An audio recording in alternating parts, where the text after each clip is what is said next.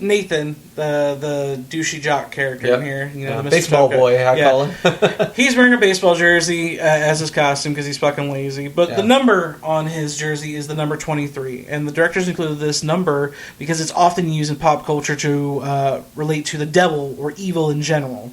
So, because if you do 2 divided by 3, it equals 0.666. So, it was just a little tongue-in-cheek thing. Wasn't that Michael Jordan's number as well when he played basketball? I think it was. Oh, shit! Mark of the Beast! He was on the Bulls for a long time. Yeah, the Bulls, a red team. Yeah. He wore red like the devil.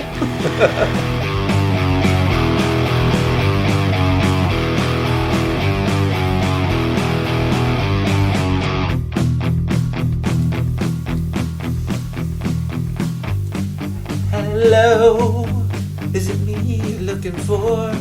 And welcome to Judgemental Horror Junkies. This is Halloween. Halloween. Yes, this is our most important episode of the year, for it is our Halloween episode, and we're a horror podcast, so... Sometimes we may forget that. Yes, I am one of your hosts, Reno Dino Valentino, head doctor of the Asylum for the Insane, and with me as always is Goreship, the ship that sails the river Styx, and the man that brings us those back-hopping hits. How are you, Goreship? How's it going? I didn't think you were going to stick that landing, but you managed. I'm in the process of waking up, so the things that are going to be coming at you are partially from dreamland in my subconscious. They're not all going to make sense. It's okay. You were wobbly with the landing, so I give you a 7.5. I'll take a 7. They can't all be perfect 10s, huh? And I'm not in the Olympics. I'm not going for the gold. Yeah. But, hey, we're not young and spry anymore, so it doesn't matter what you land. Old people doing old shit. Anyways, glad to be back in the saddle, my friend. I am so excited for this Halloween episode that I got to pick. Yeah, good movie, good short, good times. Yeah, this is going to be a long but very well-rounded episode because I got so much to say about both things that we're going to be watching and talking about. And we're starting off with the pick of the month is Haunt from 2019. Mm-hmm. Yes, this one is a very fun Halloween-themed haunted attraction slasher film. Yeah. Well, yeah, pretty much slasher. It's slasher in the sense that, people in masks killing people. Yeah. It's definitely... there is... Unless you count a few, as we were talking before we started, unless you count a few of the plot holes... There's not anything supernatural going on here. There's some questionable directorial choices. You're buying your parts from Lowe's and Party City. This is all set in our world in a very realistic in quotes way. Nothing supernatural. All just slashers with a haunted house fetish.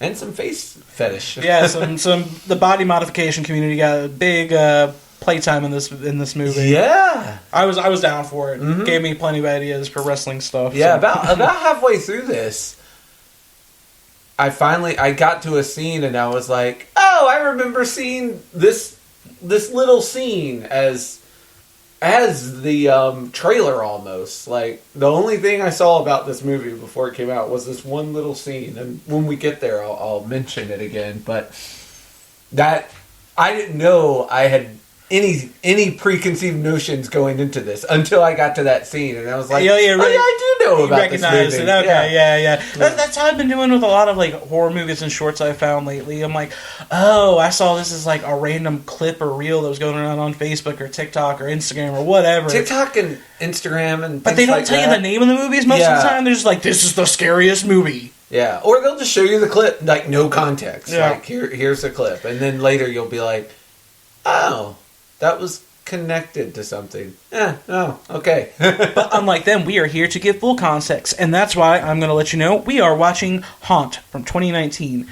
Originally released August 23rd of 2019, and then eventually released for streaming rights on September 13th of 2019. Mm-hmm. And even though this came out the end of fall, 2019, I actually did not see this until the first round of lockdowns in 2020, when I was stuck at home and it was up on Shudder. Yeah. And me and Kayla wound up watching it together. And I instantly took to it. I was like, oh, this is freaking dope. But then again, I had binge watched a lot of movies over that course of time. So. Yeah, well, that even makes it more of a big deal because that means that you've watched a ton of these, and for this one to have still stood out. Like, if that had been the only movie you watched during lockdown, and you're like, yeah, it really stood out to me as a good film. It's like, well, yeah, that's all you watched during lockdown. Yeah. But you watched a ton of stuff, and this one still cream rises to the top, as they say. Yeah, some will filter through, some will just fall through the wayside. Mm-hmm. And this movie was written and directed by Scott Beck and Brian Woods. It was produced by a pretty big name. One of the producers was Eli Roth. Ooh. Yeah, Eli Roth. Mark Fasano, Todd Garner, Vishal Rungta, and Ankur Rungta. It actually, surprisingly, going to be considered a box office flop, but they grossed over $2.2 million in domestic sales. Change. Yeah, for an independent horror release, and it just went to streaming almost a month later. Yeah. $2.2 million is pretty good in less than a month. Yeah, absolutely. For that small of a film budget and stuff. Yeah. So the turnaround was good. And with that being said, actually, as it stands, it has been greenlit to get a sequel. I know that's questionable given the ending of this, but it was given a green light for a sequel. I was going to say, about 2 minutes before the end of the movie, I was like, oh, they're doing this to set up a sequel. And then they undo that, and I was like, oh. And of course, I should never count on a horror movie to, like, not go for that sequel money, but I was just like, that was refreshing. Like, a movie that's like, no sequel. Here's your story. Sit with it and love it, and we're done here.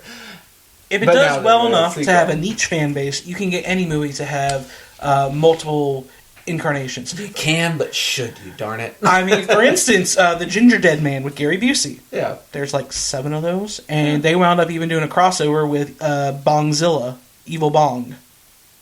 I mean, if that's Tommy Chong's Evil Bong. I don't know if you're going to cross over, that it makes sense in my head. I'm sure you've never seen either of those movies, have you? No, I've seen the first. Well, I've seen one of the Ginger Dread movies or whatever. Ginger Dead Man. Yeah, I've seen one of those. And have you seen any of the Tommy Chong's Evil Bongs? I have not.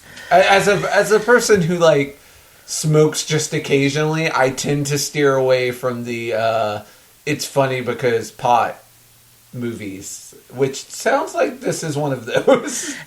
It's so bad that they made even a famous stoner like this. Like, I can't believe he agreed to be like, yeah, I'll do this stoner horror movie that is way, way too out of league. Like, if you're doing DMT, maybe this would be a good horror movie.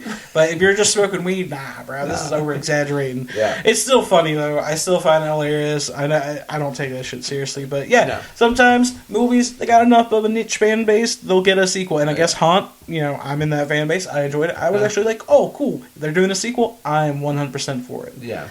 So if they do one, I would like them to do it a la American Horror Story, where it's just like this is another haunted house with another gimmick. Yeah, I figured it was a large group of people that do this, not just this one little small faction. Yeah. I'm sure there's a whole like circus troupe of them. Yeah. So for this movie, we have a pretty relative unknown cast of people. I looked most of them up, and one of the guys had also been on like a couple other films, like the most recent Kong movie. Oh, okay. He had like a bit part in that, and I want to say the Transformers movie. It was Evan. The big angry. I was gonna say he was the only one that is relatively known because he's done a lot of stuff. Like he started as like Disney Channel doing a lot of those like Disney kids movies that I saw.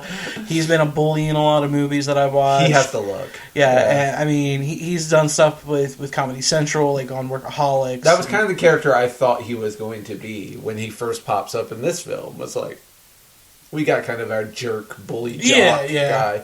He ended up being a little more in depth of a character than that, but yeah. Yeah, that would be Andrew Lewis Caldwell, who played Evan. I'm just going to go through the cast as a whole. Hit us with the cast. So we have Katie Stevens as Harper, Andrew Lewis Caldwell as Evan, Lauren McLean as Bailey, Will Britton as Nathan, Samuel Hunt as Sam, Skylar Helford as Mallory, she actually apparently had some controversy that I was reading on, that she was like one of the people who wasn't really a well-known actress. She was actually like a TikTok YouTube star that wound up trying to get into the acting business and eventually had some scandals for her not so tasteful That was Mallory? views. Yes. Oh, the actress who played her. Then you have Philip Johnson, who played a very small bit role as Ty Hoffman. You see him literally in one scene at the club.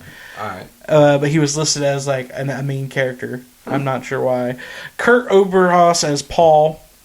Terry... This one was interesting, actually. I didn't know that they had two people playing it, but Terry Partica and Lynn Ann Zager as the witch. So apparently two different women played the witch. Interesting. And I had no clue until I actually read up on the cast of this. I don't know why they had two women playing the witch, but I thought maybe laughed halfway through or something. Maybe that's a possibility. Yeah. I didn't see anything about that. You have Damien Maffei as the devil, Cheney Morrow as Ghost, Justin Markson as Clown, and another guy named Skylar White as Zombie.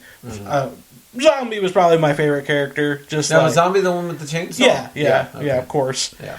And as always, I'm going to break down this quick plot synopsis from IMDb. Give it cue us IMDb.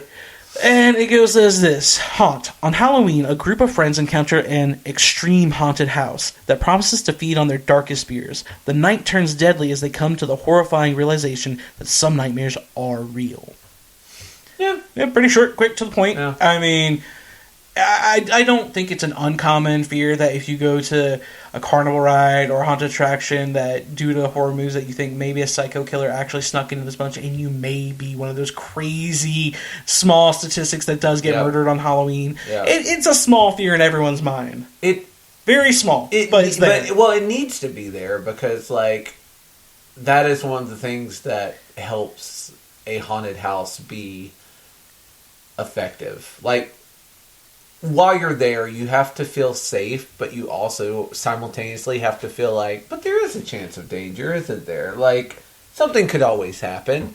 So, I actually watched this with a friend of mine, and she was like, it'd be kind of funny if at the end of this movie this turned out to all be a misunderstanding, and dude just kills a bunch of innocent, like, drama dropouts who are doing the haunted house here. Oh my god, there is a movie just like that. Of course. And I think... Gotta be, right? I think we'll have to say that for another time. It's called Escape Room. Yeah. Or The Escape. It was one of those movies that came out, and this basically... I remember... a YouTuber who wants to do extreme haunts and pranks and shit, he goes to Russia to do this escape room, and it turns out his fucking friend set him up for his birthday. And he winds up fucking killing a bunch of people on accident, not knowing that all of his friends were fucking in on it, thinking that they're getting murdered. Yeah. The whole time he thinks that he's watching his friends die left and right. Yeah, but it was just really, really well executed fakes. That would have been a very funny... I got on that little tangent, but it's so funny you say that because I kind of wish that would have happened too. Yeah, but no. Well, I mean, I don't wish it would have happened because like it would add humor. It would add so much humor. It would have been a different movie. Yeah, but movie that already happened. It would have been funny if it had happened, and if I had not just discovered that someone had already thought of it and did it. Yeah, Simpsons did it. It was so fucked up. But for this movie, I also wanted to add a little special Halloween extra to it and give some trivia facts about this movie. Hit me with the triv. The filmmakers, Scott Beck and Brian Woods, wrote the script for Haunt in 2019 while they were also writing the screenplay for A Quiet Place. Oh. These are the same people who did Quiet Place. Yeah, they I quite enjoyed Quiet Place. Yeah, also. I know John Krasinski gets like main credit for writing that and whatnot, but they helped form the actual screenplay that was turned into a movie. He did the basis of the plot of the story, which created a film that they turned into a screenplay. Yeah. So, credit where credit is due to the actual writers, the full-time writers. Someone who had the idea, great. John Krasinski is a face that people know, but these are the people who actually made what you saw on screen. Mm-hmm. So, a little bit more respect on their name for that. Yep. And when they were making this movie, they did it all without the expectation that that either of their films would ever get made. They didn't think that John Krasinski was going to be able to sell A Quiet Place, and they didn't think that Haunt would get picked up either.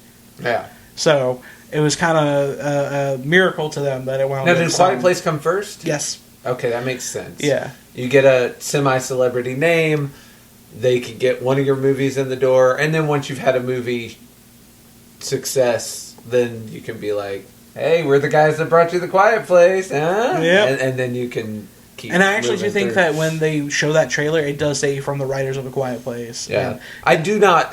Just a little peek behind the curtain. I never watch trailers. That's not just for this podcast. As a rule, I try to never watch trailers, but especially not for horror movies. It's kind of a topic of discrepancy between the two of us. Yeah, especially not for horror movies, because a lot of times some of the best jump scares and scariest bits are given away in the trailer. Yeah. And I'm like, I want to go in with as little info as possible so that the movie has the chance to affect me however it wants,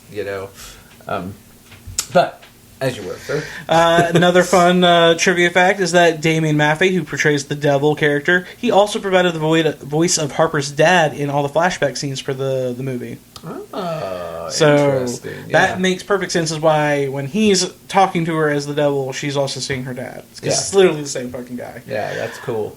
When making the film, the crew dressed up in costumes for Halloween, and it was actually one of the days that the movie was shot on. They were in the middle of filming this movie on Halloween, so the crew dressed up in costumes to have fun with it, and some of them were background characters.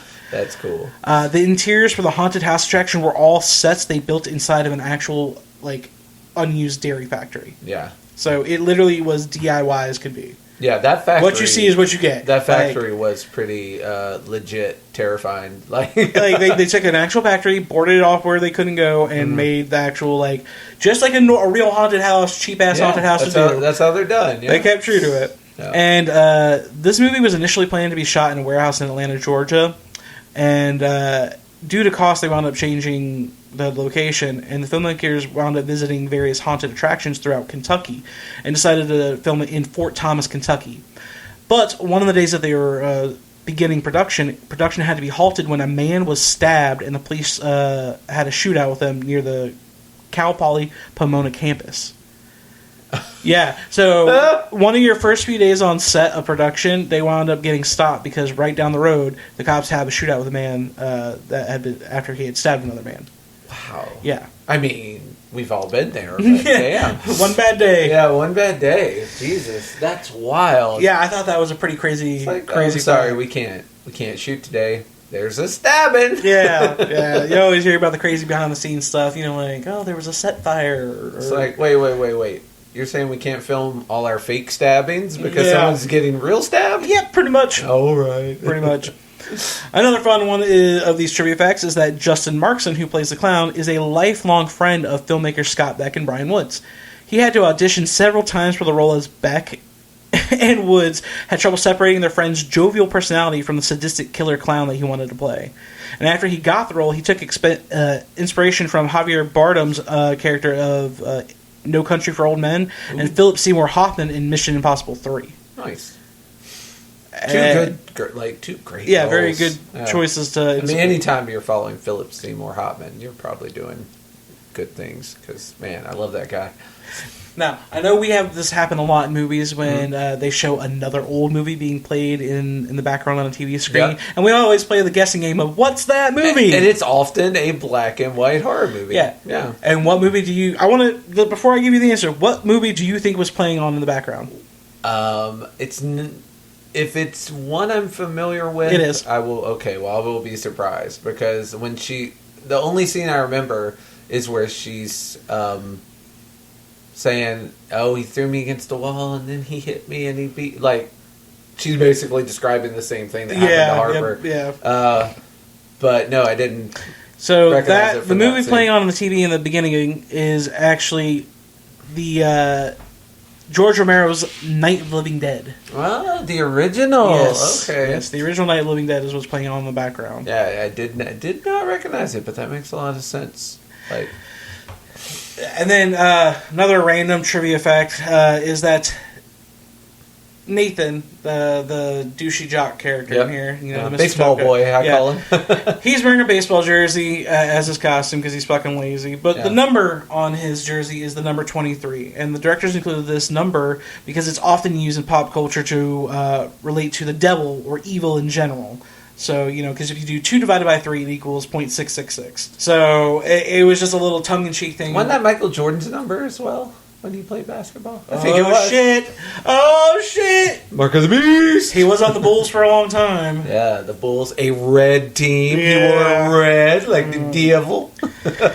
Yeah, but that was all the fun little trivia facts. I thought that was cool to pull from. Yeah. I think the craziest part is the fact that, the production getting stopped over someone having a shootout after stabbing someone. Well, you filmed in Kentucky. Just kidding to all our Kentucky listeners. And we've already talked about the initial thoughts of what you thought about this movie. Yeah, so I kind of, like I said, I initially had no thoughts until 3/4 of the way through a movie. So it's unique in that way. But other than that, yeah. Now, would you say this is a movie that you would recommend to people, or you think it just fall through the wayside? I would recommend to a type. With horror movies, I never blanket recommend. The only thing I've ever blanket recommended in the horror genre is The Haunting of Hill House, and that is because it touches so many different types of horror. Fair enough. From body horror to gore to jump scares to paranormal. Like, it really seems to hit every single thing, and that's a series, so it's a little easier. But as far as a movie, it's got to be like, oh, what kind of horror are you into? And then I recommend a horror based on what you're saying. But to people that like slasher films or anything in a haunted house, I would, most definitely would. All right, so with that being said, we've covered all the background information, a little bit of trivia. Let's just jump right into how this movie begins. So we get the opening scene, and we see people are building and setting up what will become a haunted attraction in this. I wrote, we open in shop class, or a Home Alone house trap. Yeah, I was thinking the same thing. I was like, because, they're booby trapping everything. They're rigging up strings. They're welding stuff together, which is a bunch of knives. Well, it's fun because when it starts, it looks like stuff okay, this might just be normal haunted house stuff. Like, he's printing flyers, and, there's some semi-normal nailing stuff. boards together. Yeah. But then, what got me was near the end when he puts the tripwire across the floor, and I'm like, that's not something you do in a haunted house that you want people to not be hurt in. And I thought it was cool the way they did this very quick opening to the title sequence, ending with that red line. But it was really interesting that they're like, oh yeah, we're getting flyers made, we're building stuff, hammering it together, stuff's being excited welded. For you to see what we're doing here. Also, here's a little teaser of our little plastic mask, our bin full of plastic masks that we're going to use. Just kind of hanging out. Yeah, just sitting on the sidelines. And then you get to this, someone is just poking at a red string that they just rigged up. And that's the point where I was just like, these people are up to no good. Yeah. And so after the initial title sequence opens from the little string pluck, we cut to a house that is lined with a good amount of pumpkins. Well, before we get to the house, there's an establishment shot of the road. And I don't know why, but I was like, this is probably... And there's a lot of competition if you think back to movies. But this is probably the prettiest, Halloween street I've ever seen. It was just... The way it was laid out, and the ghost in the trees, and the way the trees were hanging over the street, and the lights, and all the candles, and cinematically, it was just a beautiful establishment shot of small town USA, this road. And I was like... Now that's a town I would like to... I would like to live on that street. I would like to hand out candy to kids on Halloween night on that road. It's lovely. I didn't think too much into that scene just because I feel like it's... It's a scene that's been shot 1,000,000 times, but that one... It just caught your eye, yeah. It's the best, in my opinion. Well, that's good. I mean... Yeah, if you don't like anything else, if you want to see a really nice opening, here's a road on Halloween shot. This is the one I put up as my nomination for the best one ever. And once we get past the beautiful suburban gothic that is the Halloween season for these people, we get to the pumpkin house. We get a very nice front porch lined pumpkin house, and of course that doesn't last very long. All of a sudden, bam! Pumpkin. Actually, no, it gets better. They get even more pumpkin. Yeah, they smash the pumpkin. Yes, someone throws a pumpkin at the front door. Oh God! And our Bailey, our black lady dressed as a black cat, opens the door, and my first thought was because you see a pickup truck drive off, and I'm like, oh, is this racially motivated? Because intersectional leftist lens. My first thought was Oh, And this then is that part of Kentucky. Yeah, but then immediately you're caught with the fact that Bailey's yelling about cussing out Harper's piece of shit ex-boyfriend, who is an abusive bastard. And you see Harper with a black eye who is quickly trying to apply makeup to cover that shit up.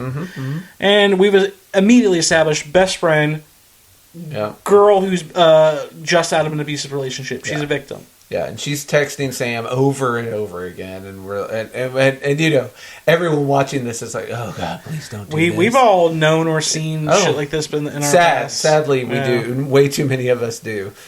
And Bailey busts in. It's very funny because she's like, "Hey, your boyfriend, your ex, throwing pumpkins at our house," and Harper's like, "Oh, he wouldn't do that." Yeah, just like he wouldn't hit you. Yeah, Bailey gives the eye roll and like busts and she's like, her. "What are you talking about? He didn't hit me." Angela bursts in. She's like, "Actually, you can tell you didn't do a very good job because of the swelling around the orbital." Yeah, Angela, the person with 100 cousins, bust in. I didn't know if that was a racial thing, though. To be honest with you, because there's a point in the movie when he straight up asks, "How many fucking cousins do you have?" Yeah, and it felt very racial. I mean, I have white friends with a lot of cousins too, but there isn't a 64 cousins. 64 cousins. I would have to text, but a lot. It has a lot.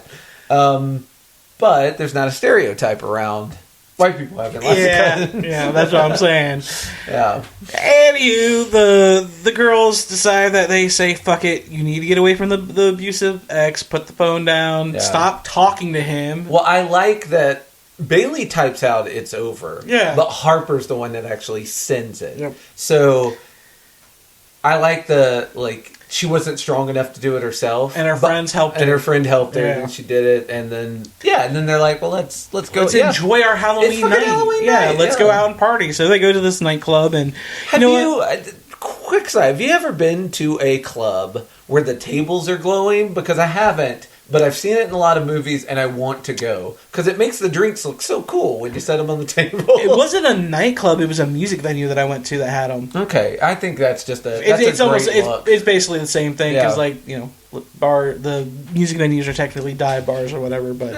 Yeah, so I've seen it a couple times, but not as cool looking as the ones in the movies. This looks like a happening club, despite what Evan says. And I'm not gonna lie, whenever they're all in there, I personally agree with the fact that I don't want to drink tarantula vodka.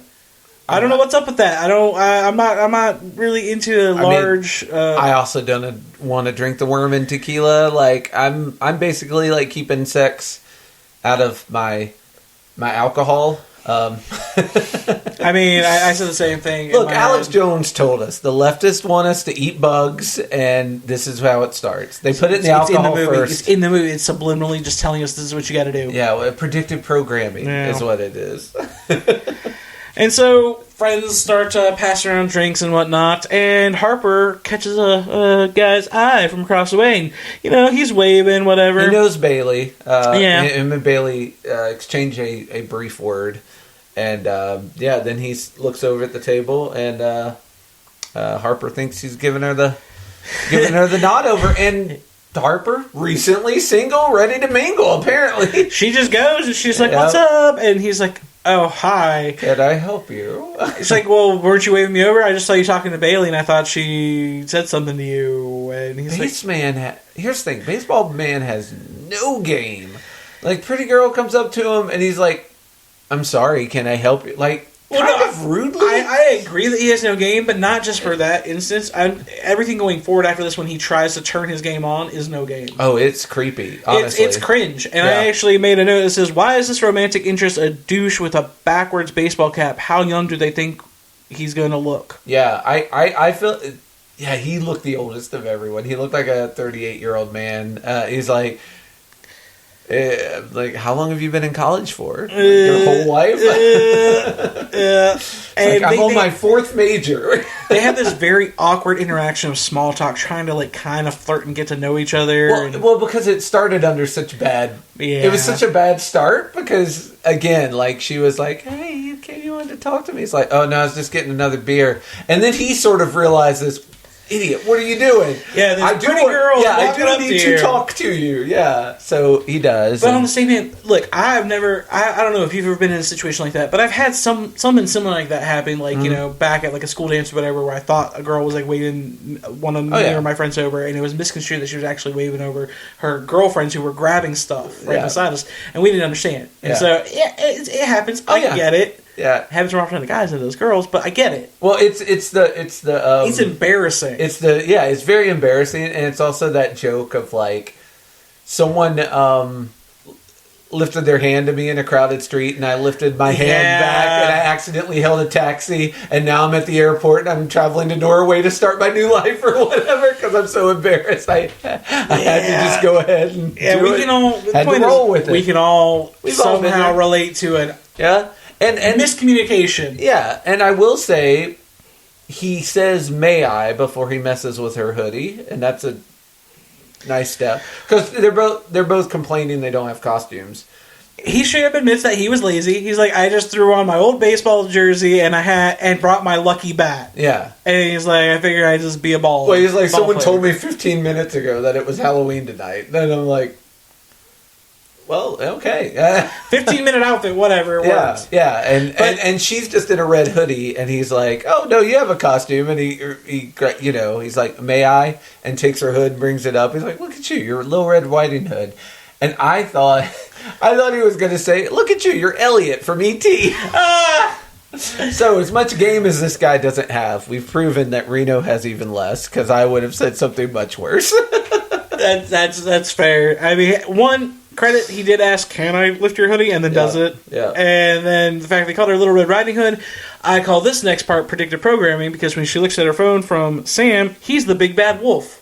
Okay, I could not tell what that costume was. He was wearing a big bad wolf mask. Okay. And I was like, that's awkward timing, the fact that he just called her Little Red Riding Hood, and then Sam coming in is like, I'm the big bad wolf.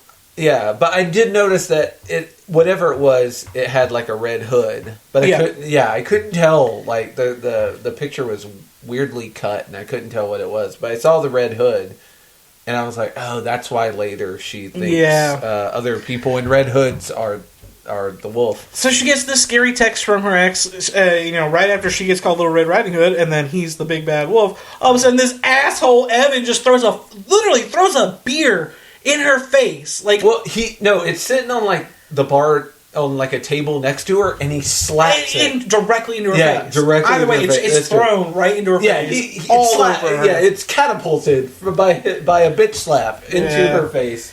And doesn't apologize. No, he's just pissed off about, the alcohol there or whatever. Yeah, Evan, he's mad because he came to this bar, as the human centipede. And his other two buddies didn't show. And everyone's like, oh, they didn't want to, be looking at your ass all night. Surprise. Yeah. Yeah, which... Sorry, I spaced for a second, but yeah. Worst costume idea. Whenever someone suggests you to do like a team costume where you have to be bent over the side. Yeah. Like, just say no. Just right off the bat be like, not doing that, and no. Like, they have costumes nowadays where you can it can be rigged up to where you look like a fucking centaur if you want to. You don't need a second person. Yeah, you don't even need a second person. And that's the kindness. Don't force your friends especially not at our ages. We got bad backs, so we can't stay bent over like that all night. But yeah, I also love how when he has this little bitch fit, no one says a thing to him about the fact that he just got alcohol all up in Harper's face, all over her. It was and the way that it hit her face, she basically just gets waterboard soaked. Yeah, and she's kind of like, "What the fuck?" Nathan gives out a what the fuck, Evan. But doesn't reprimand him. Doesn't really do anything to him. Well, what the fuck is the reprimand? But he doesn't follow that up with That's a bad reprimand. No, yeah. Because there's no follow up. He needs to be like, whoa, Evan, before your bitch fit continues, apologize to my friend Harper here. That would have gotten him so many more points than me. Even though he does a lot of heroic good stuff in this movie, that would have got him a ton more points with me. But he didn't do it. He missed his chance. And so while they're all inside talking and whatnot, Harper decides to go outside and try and collect herself because now she's fucking covered in beer. Yeah. She's like, I'm going to catch a breather. And Sam is catch still... a lift. I'm out of here. Yeah, she's like, Sam keeps blowing me up. I'm not having a good time. I just got covered in fucking beer. Yeah. That new guy, we'll see about him. Yeah. Goes outside and...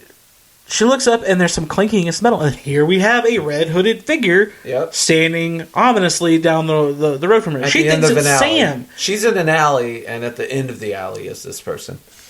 And behind this metal fence at the end of the alley, she thinks it might be Sam because he just entered that picture with the wolf head with a red hood. Yeah. She texts it, but nothing pops up. Like there's no ding from his phone. Whoever's standing at the end of that gate. Yeah. And right as she goes to start walking towards it, bam!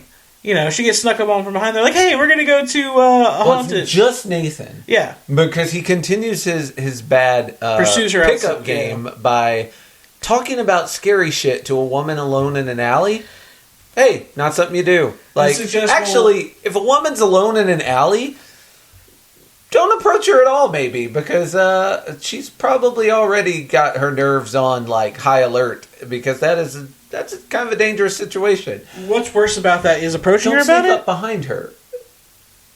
What's worse about that? Approaching her about it, or then immediately following, suggesting that you go to a haunted place with her? Well, yeah, talking about what's the scariest thing that's happened to you on Halloween. Like, I don't want to talk about that right now. In an alley with you, dude, I met 10 minutes ago. All of these are mistakes. He's not as quite as charming as he thinks he is. No, he's nowhere near as close. But yeah, they end up they're going to walk back to the dorm. They're going to hit some food trucks and have a night of horror movies back at the. Which they kind of should have been the best idea. Yeah, that would have been the right idea. They kind of live in sort of like a big house that I guess is like a fraternity house, like a bunch of girls living. Yeah, you see them a lot with frats and sororities where they're built. Yeah, it's like a sorority house. Repurposed duplex or quadplex. Yeah, so they're talking about going back there, but Evan comes up and he's got one of these flyers, and this is one of the first places where I'm like, the movie kind of wasted time. In a way that made no sense. Evan comes up with a flyer. He's like, hey, let's go to a haunted house instead. He talks everyone into it. So they get into his car, and then they start looking for a haunted house to go to. Yeah, and I'm that like, was confusing. You have one, the one on the poster, on the paper that he has. That part... Yeah, that could not understand what that was. The way that I interpreted it is like, the acting was terribly conveyed, but I think what they were trying to say is like, where is this one? The one that they have the flyer for. That's what I think they were trying to say, but the way that they fucking acted it, they made it sound like they were looking for any haunt that they could find. Where's the nearest one? Well, they were, because like... It's like exactly, I know. But the way that the scene just happened before that, something got lost in the way that they filmed that. I don't know what happened. That part was odd to me. It does seem very confusing because he's like, let's go to this one on the flyer. Yeah. They're then driving down the road and saying, like, well, let's find one. Let's just find one. Yeah, that doesn't make any fucking sense. And I said that the first time I ever saw it. I was confused too. And I was like, did I miss something? Did they just, like, drive past it and be like, let's keep going until we find an actual one? Yeah. It was kind of funny, though, that Evan convinced everyone to go to the house and then he tried to charge them for the trip. That was, like, very funny. That part made me laugh. Even though I was like, man, Evan is such a douche.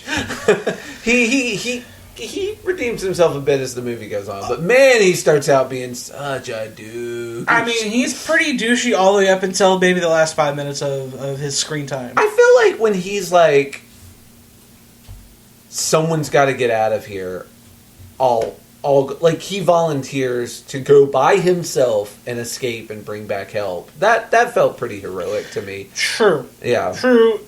So that I don't know. And that was more than 5 minutes from the end of his role in this film. Spoilers. He's not the last girl. He's not the final girl. He's not the final girl in this. But about that time is when he started kind of becoming. I was like, all right, you did the. You stepped up at that juncture. But yeah, up to that, he was pretty insufferable. Well, now that they're on their way to the haunt, They're supposedly looking for a haunted place, whatever the discrepancy is. We know that they're heading to a haunt. Yes. As they're doing this, Harper notices that a truck is following them. And it's the truck that looks very similar to the one that smashed her pumpkin at the beginning. Yeah. So Also, you're led to believe it's the same person, right? Also, there's a picture of her and her boyfriend, like, leaned up against the same truck. Yep. So, yeah, lots of reasons to believe that she is being pursued by her man. Or ex-man. She did break up with him. And this thing keeps following them all the way out to Timbuk fucking 2, wherever the hell this haunted house that they're going to is. Yeah. And she convinces everyone to finally pull off the side of the road because she's scared. She's genuinely scared. If it follows them or pulls over behind them or whatever. And when they pull over, they're waiting and waiting and waiting, and nothing comes through the fog. Nothing comes down the road. Problem solved. But I will say, damn. The timing, the pure luck of the fact that they're like, where the hell is this haunt? All of a sudden, the haunted house light just comes on. Yeah. And here's the thing. This is a lot of times in horror movies, you're like, oh, that's so dumb. Oh, I wouldn't have done that. Blah, blah, blah, blah. But if I was literally looking for a haunted house to go to, and then a haunted house light popped on, I would go to that haunted house and be like, this is serendipity. This is divine providence that I should go to this particular haunted house.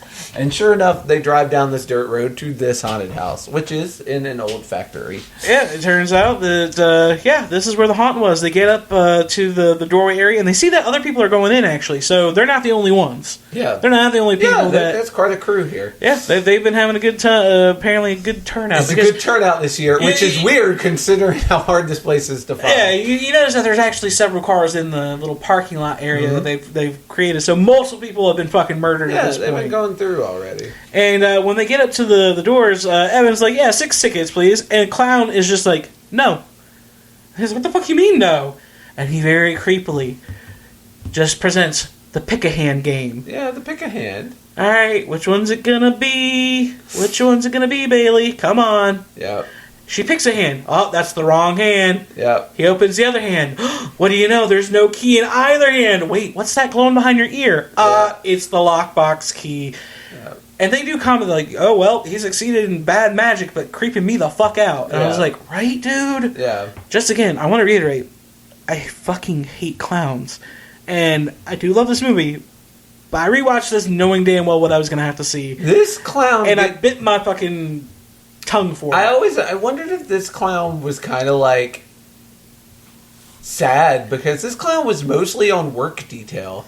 This is the clown that takes their stuff at the beginning. This is the clown who's doing the phone work. I feel like this clown gets to have less fun than all the other characters in the haunted house. This clown had a limp. Maybe that's why. Yeah. And that's probably what the issue not allowed is. to do the fun stuff, because you might let people now get away. Now you're just the organizer, the handler. Yeah, I felt like this clown got the rough end. If all these characters really enjoy doing these horrible things to people, that clown's like, well, I gotta at least do the pick-a-hand game, because that's literally the only thing I'm gonna get to do out here. So they have their little creepy interaction. Or sorry, Bailey has the creepy interaction with the clown and his stupid magic. She gets the lockbox key for them. Yeah. Now, when they open the lockbox, they're told they have to put their cell phones in there and sign the waiver. Just like a real haunt. Mm-hmm. Just like a real haunted house. Yeah. Like McCamey Manor or Survival of the Deadest. Oh, yeah. You have to sign a waiver that basically they all blindly did not read. Yeah. Who knows what the fuck they signed? They glazed over it, because they say things like, okay, we're not allowed to touch the actors, people. Yeah. We may be asked to do things, like, they glance at it. You may be asked to participate, but they didn't They don't call their lawyer. Yeah, they didn't read the full extent of it. They're just like, okay, well, it's basic stuff. Sounds good. Anyway, let's get in here. And they put their phones in the lockbox. And well, actually, I'm sorry. No, they're actually talking about not doing it, but they hear a scream from inside, and they get convinced. And then they're like, "Yeah, this is gonna be scary. Let's do it." Yeah, the previous people are screaming bloody fucking murder, and like, "Oh, it's got to be so scary. Let's go, guys. Let's go." Yeah. Not only did they give up their phones, but they also gave up all their information willingly to the people on the waivers. Yeah, because you're filling out the form, name, address, emergency contact, all that information that can be used against more victims if it turns out these are bad people. Which, I mean, what are the chances? Probably nil, so you're okay, most likely. So now they've been enticed by the other people's bloody murder screams. They enter through the walkway, and the first thing you see is this very generic Dollar General bot haunted walkway. Oh, yeah. And it's just so everyone's cheap. So disappointed. It's like these little plastic skeletons that are just like, ha! Ha! It just keeps popping up and down, and It's funny that one of them got Evan just for like a quick second, but Yeah. he's like, that's so fucking generic. Yeah, nobody is happy with the performance. And of like, this this stuff is so terrible. far. Yeah, Terrible. terrible haunted house. I will say this: the next walkway through, going through the swirling tunnel walkway, I always find those things to be fun, like going to Ripley's Museum. Those are fun. Yeah, or any little attraction at like the boardwalk or whatever. yeah. We were they have talking about the those. fair earlier. The fun house at the fair that used to come around my neck of the world had one of those, and one of my favorite parts of when the fair came to town, the swirly tunnels. But yeah, it also is showing the budget's going up as we get deeper into this place. And that's a good haunted house thing. Make it look cheap and crappy at first, and then as they get deeper, make it look more and more real. Like, this is where we spent the good money at. Yeah. And so as they go through the next segment, they finally start walking a little bit forward, and this is where creepy shit finally starts to happen. They don't think it's creepy, but we as a viewer think, alright, it's time for it to get fucking weird. Right. So they're walking, Evan runs face first into a glass wall. It's so nice and clean and shiny, he can't even tell that it's glass. Yeah. He just walks headfirst into it, and thus we see the witch. That's how the witch knows to start the performance. When someone slams into the wall, like, oh, I'm on. Yeah, it's like, oh, hey, look, well, what's going on there? The witch stands up, she's at the brewing cauldron. Yep. All of a sudden, she drags a body bag in. Yeah.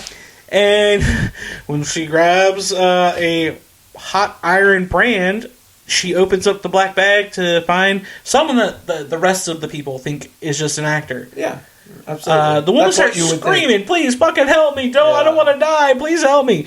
And she gets a hot fucking brand to the face, and then it goes up in a fling of smoke. Very performative. Yeah. Very performative. Mm-hmm. It's like a smoke bomb, ninja pellet. And everyone's like, oh, that was good. Yeah. Wow, Yeah, I like that. Yeah. And then beside that, the next door unlocks and opens for them to walk through. Yeah. They're like, God, I'm having a good time, guys. And they are, why not? This is good stuff. God. Now, is this where we come to the safe and not safe? So as they go into the next room, it goes into basically a labyrinth made of wooden pallets. Literally just wooden pallets that are stacked up and nailed together. And one way says safe, one way says not safe. They decide, hey, let's just split up. Let's go each way so whoever gets what gets whatever. Yeah. And I was kind of interested that Nathan went the safe way and Harper went the not safe way. I thought that was kind of interesting. I sort of thought that Harper would stay with Nathan because, like, she was kind of trying to decide if he was a potential love interest or not. But man, she goes not safe, and Nathan goes safe, which says something about those two characters, I would say. The division is interesting. And of course, for me, when I'm like, okay, so you have a safe and not safe tunnel, one of those is a lie. Both of them are lies. Well, yeah, I mean, the whole thing... Like, they're both deadly. Not safe is not a fair enough description of the other side. The not safe one is more dangerous because for the simple fact that when you go down the not safe section of the maze, when it splits, they're going through a web tunnel with real venomous spiders. Mm-hmm. Those weren't your just like basic daddy long legs or plastic dollar store spiders. They were actual living spiders in the webbing, and so they have every right to be freaking out. Well, especially Angela. Excuse me. Who mentions earlier that she's not cool with spiders? Yeah. When they are having the tarantula alcohol in the club, she's like not a spider person. And the other gang, they wind seem up to somehow know this. The other gang run in the haunted house. Yeah. They wind up going down the area where it's just 3 coffins lined up the wall. Yeah. 3 coffins, and like, well, how do we play this game? Well, we're going to do the Scooby-Doo method, where if you open it and the close behind you, it'll open a secret passageway. Yeah, you can hear it. They opened the doors and shut the doors, and when they shut the one on the far right, you heard like a sound. And they were like, oh, there's a door on the other side. So you have to voluntarily get in the coffin to get it to open and let you out into the next area.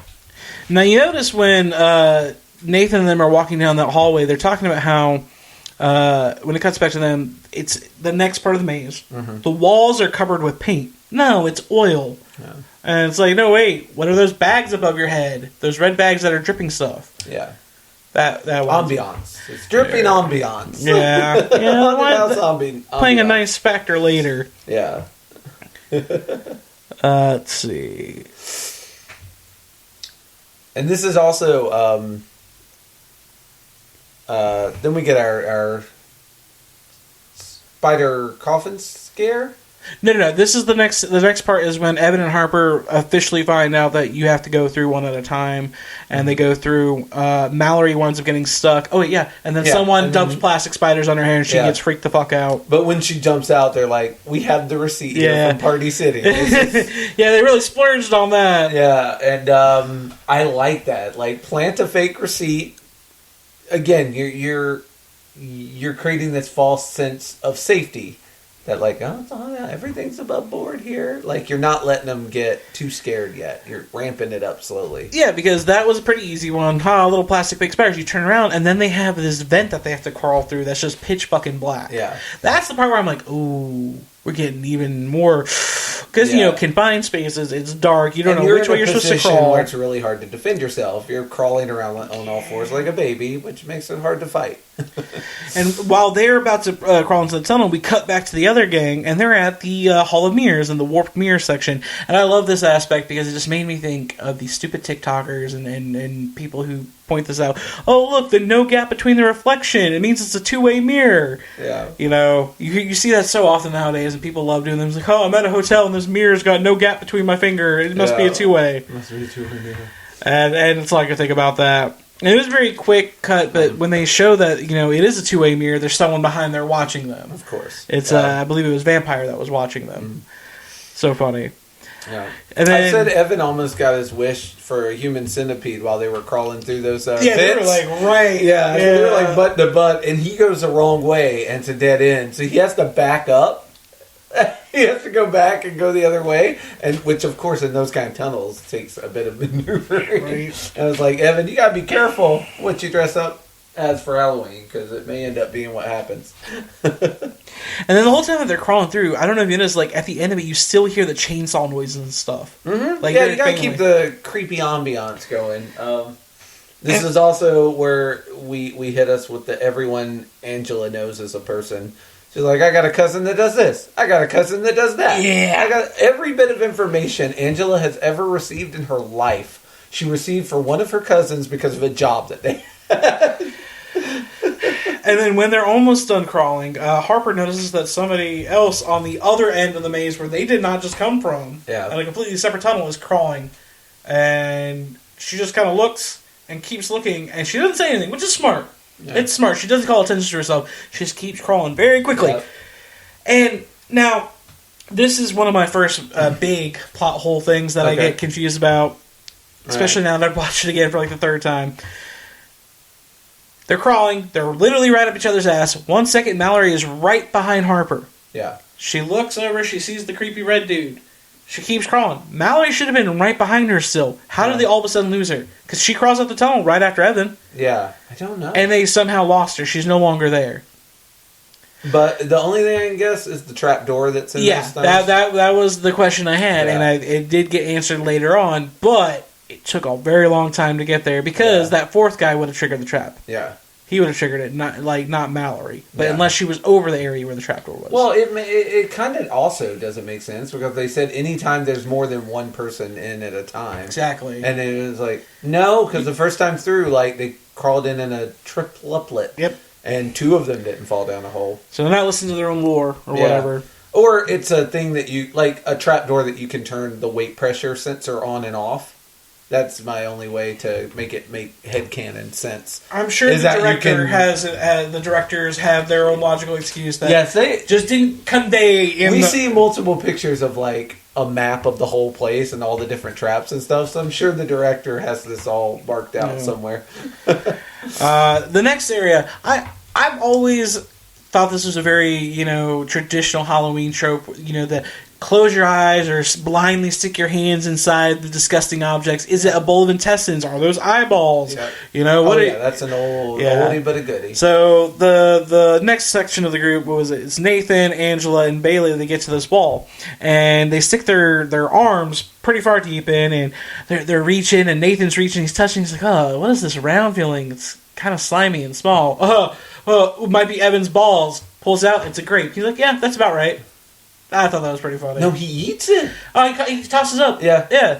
And I'm like, Do you know how many people have been in this haunted house before you reaching their old dirty hands all over the grapes? Don't eat the grapes in a haunted house. That's actually a good rule of advice from Judgemental Horror Junkies. Do not eat grapes you find in haunted houses. You're welcome. I guess this is only a 50-50 like PSA because I don't take my own advice. Like I've taken drugs strangers have given me, so I'm not a good person to listen to. I didn't say anything about drugs. I said grapes. They were in candies. Still not grapes. I'm specifically talking about the fruit that is a grape. Okay. I endorse this. All right, yeah, don't eat random grapes that you get from people. Yeah, don't. Well, in a haunted house, again, all the pieces have to fit before it is my PSA. It's got to be grapes. It got to be in a haunted house. If any of those things, you can have grapes in a toga party. You can you can eat spaghetti in a haunted house. Like it's got to be both those things. And then don't do it.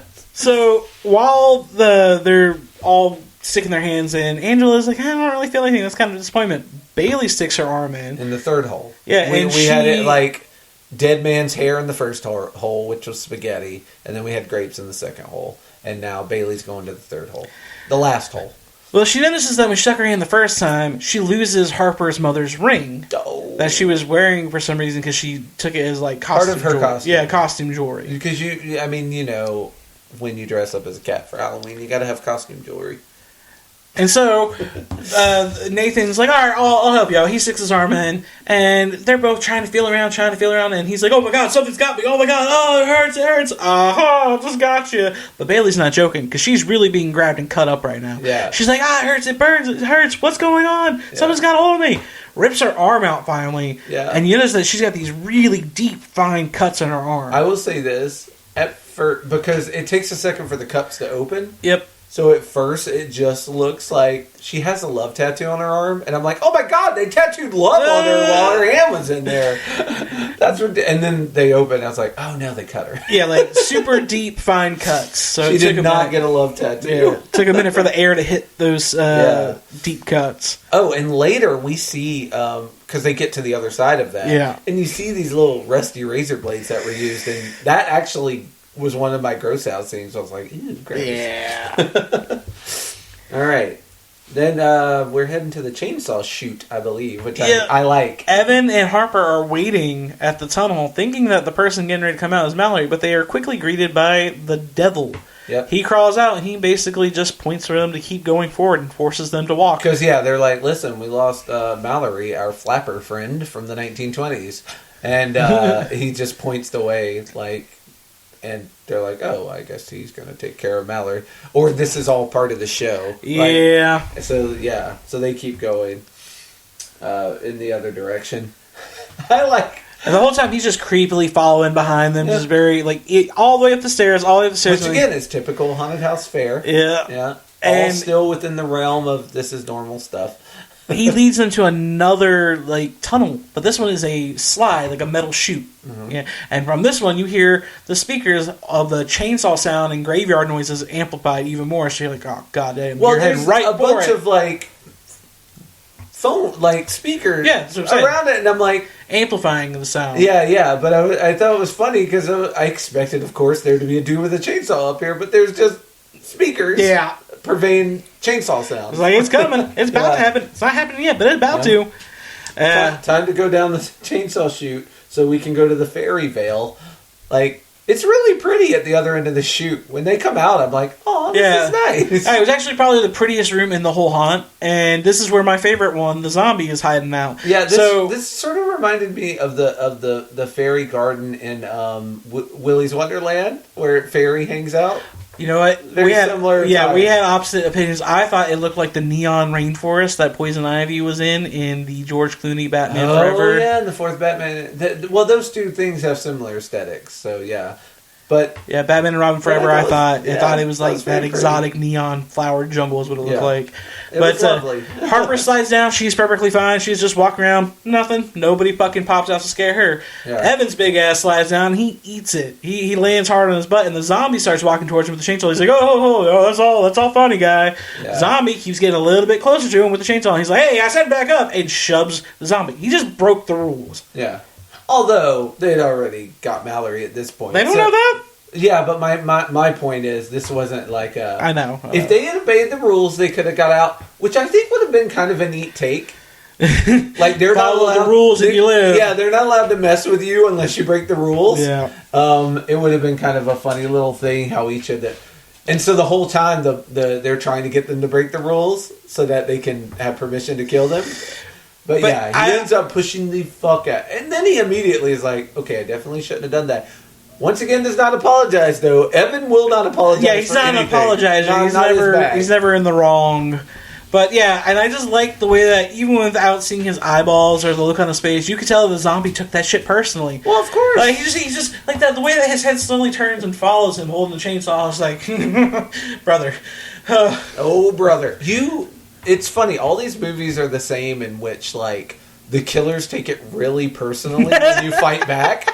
They're like, this motherfucker not just gonna let me scare him. What an asshole. It's like, I wanted to kill you. Yeah, you're being a real dick. Why don't you just let me hack you to pieces? Yeah, but Evan pushes the hell out of him. I was like, good on him, Evan. But they finally get through the end of that room, and they're reunited all together in the same red door gated room, where they see Bailey's fucking cut up. They're all terrified, and they're like, what the hell just happened here? Cut up, Mallory's missing. And then we get, very much like the scene before with the hot poker. Yes. We get another, like, but this time it's a chain link fence, right? Separating. It's a chain link fence separating the witch and them. Yeah. And the witch immediately pulls out another big black bag. And it's Mallory. It's got their old pal Mallory in it. She goes over and grabs the hot branding iron. And rather than just, burning her face like she did the other girl, she fucking jams the fire poker into her skull. Kills her. She's done. Yeah. She's dead. It's like, now we're serious. She did. And they all realize, we're fucked. Yeah. What just happened here? And now, one thing that... Here's one of my first, like... Come on, guys. Like, this is a chain link fence. Like... If the five of you had thrown yourself at it, you could have gotten through and saved Mallory, or at least beat up this witch, and you didn't. And failures, all of you. It's just the look of mutual terror is not on their faces at the same time. Yeah. So it made me kind of believe it a little bit more realistically because Bailey's everyone's in shock. Bailey's in shock. Yeah. Evan's just kind of like, is that real? Yeah, and there's still some question by a few people. Like Harper Shiv immediately was like, "What the fuck? They just killed her." She does not question that it's real. Harper does not. Yeah, she immediately does not question, and I believe that's the realest thing you could ask for your cast because everyone's going to process what they just saw very differently. Yeah. Not everybody's going to, as a group, be like, "Unite and fight." Yeah, they're not going to simultaneously gasp and be scared. Some of them will be like, "Nah, quit fucking with us." Yeah, it's still. But even the people who aren't sure if Mallory died or not are like, well, regardless, we gotta get Bailey out of here because she's got serious wounds on her arm. Kudos to them because they immediately did jump into action with a plan. Yep. They're like, well, fuck, we've got the key to the lockbox. Let's just go all the way back to the beginning and get our shit and get out of here. Yeah. And they think because we can't get anyone's attention. Yeah. They think that if they go backwards, that is the only way that they can survive. Yeah. Like, if they're actually in trouble, they think that going all the way back to the beginning... Well, I think they're at a dead end, right? Like, there's a door, but it's locked. Yeah. So they can't get out that door. But so like you said, if they would have pushed through, they would have been free, no problem. Yeah. But as soon as that scene ends, we should also mention a black curtain falls over the fence. Yep. So that you can't see what's going on the other side of it. Also, this is where Mallory Harper has her flashback, and you kind of get a little bit of her backstory about her situation. Because Bailey explains that she lost Harper's ring. Yeah. And Harper's like, well, that was my mom's ring. And then she mentions she used to live in a haunted house. But it was haunted because her father was abusive as well, which that checks. A lot of that is goes in a cycle. Harper's mom got beat, so that was Harper's model for relationship. So Harper ends up with Sam, who beats Harper. So that all checked out as far as that goes. You jumped just a small smidge ahead. But I didn't jump by shit I care about. What you care about, Goreship? I was actually going to point out the fact that, when they before they have their little heart-to-heart and we get that background, they do split up. Like, Nathan decides to go forward down the rest of the Oh train. yeah, I have that right after. Okay, yeah. Nathan decided that while they take care of Bailey and she might go back to the emergency door she thinks she saw, he's going to go forward and try and get help. Yeah. And he takes the lockbox key with him. Yep. And he decides that he's going to put it between his knuckles like a weapon, which is smart. I give him that much credit. He knows that if he's going to swing, he's got to try and punk somebody's eye out. Yeah. And I also liked that when he did that. I will say this: when he got to that room full of the white sheet ghosts, which is like all these sheets on the mannequin, it's so basic, but it's still very terrifying. Yeah, very fucking terrifying. Yeah, and at least one of them is not a mannequin because it falls over and it is. It looked like a corpse. Like you see its leg, fall out. And I'm like, that is an actual leg and ain't arm. That's a problem. And so, we get the little background about Harper's family, and her dad is actually the fucking monster. Yeah. And we do see that little bit of trauma. It cuts back again to Nathan now talking to the character Ghost. Yeah. Who initially tried to scare the shit out of Nathan. Yeah. Because when he's standing there, this little spog thing goes off, and he turns around, and then he looks back. Drops his key down the fucking thing, so no longer has the lockbox key. Yeah. Nathan, you had me and you lost me. I was like, good move putting the key there. But not gripping it so tightly that a small burst of gas doesn't cause you to completely flip your shit and drop it. Damn it! So he walks a little bit further down, and now because when he turns around after dropping his key, the one that was standing in the middle of the aisle is gone. Mm-hmm. The dude covered in the sheet is gone. So like typical haunted trail, you keep walking a little bit further, and when he gets past it, one of the quote unquote mannequins that looks like an actual body has fallen off of its stand. Yeah. And he's looking at it. Oh, okay, cool. It's just a doll. Then he sees the guy actually come out of the aisle to go pick up the fallen prop. Yeah. He's like, "Hey, something's happened. We need help." Yeah, absolutely. And you know what? He got suckered in because Ghost for a little bit plays. I call him Mr. Frosty. His mask almost looked like a swirly ice cream cone. I can see that. Yeah, Mr. Frosty is the fake help. Like he's like, hey. Oh my god, I can't believe it. Like, that's not how things are supposed to go in our fun amusement park haunted house. I am here to help and assist you. Yeah. And, Nathan's being a little aggressive while demanding for help. I get it. Yeah, understandably. And Ghost is like, okay, all right, let me go grab something first, and then we'll go help your friends. Yeah. And you never see what he grabs until you do. Yeah. And so when they come back, Harper is having more flashbacks talking about her father and discussing the abuse that she went through, and you finally see that her dad killed her mom. Or they imply that they killed her mom, but luckily they're like, no, she survived. She survived. Yeah. But it was close, and he went to jail. Yeah. He only served X amount of time. Yeah. And it's a sad story. It adds even more sadness to the fact that this is something you hear about in news stories all the time. Yeah, and also she kind of abandoned her mother and she feels some guilt about that. Yeah. About like I had to get out of there. I'm hoping one day I can return home and I'll ring the doorbell and my mom will answer the door. And he'll be gone forever. Yeah, and she'll be like, he's gone forever. No need to worry anymore. Yeah. So, and, good luck with that, Harper. After all this sad background stuff, Evan's like, you know what, fuck it, I'm gonna take initiative. Let's try and get that fire poker. This is when I started liking Evan. He's like, Evan starts stepping up. Gonna be the leader, and he's trying to reach for the fire poker under it. And he's like, Angela, actually, how about you take your smaller arm and you reach under. I'll pull the fence up. Yeah, and this is where I have my biggest gripe, not just with this movie, but it's something that this movie made me realize is a gripe I have about all horror movies.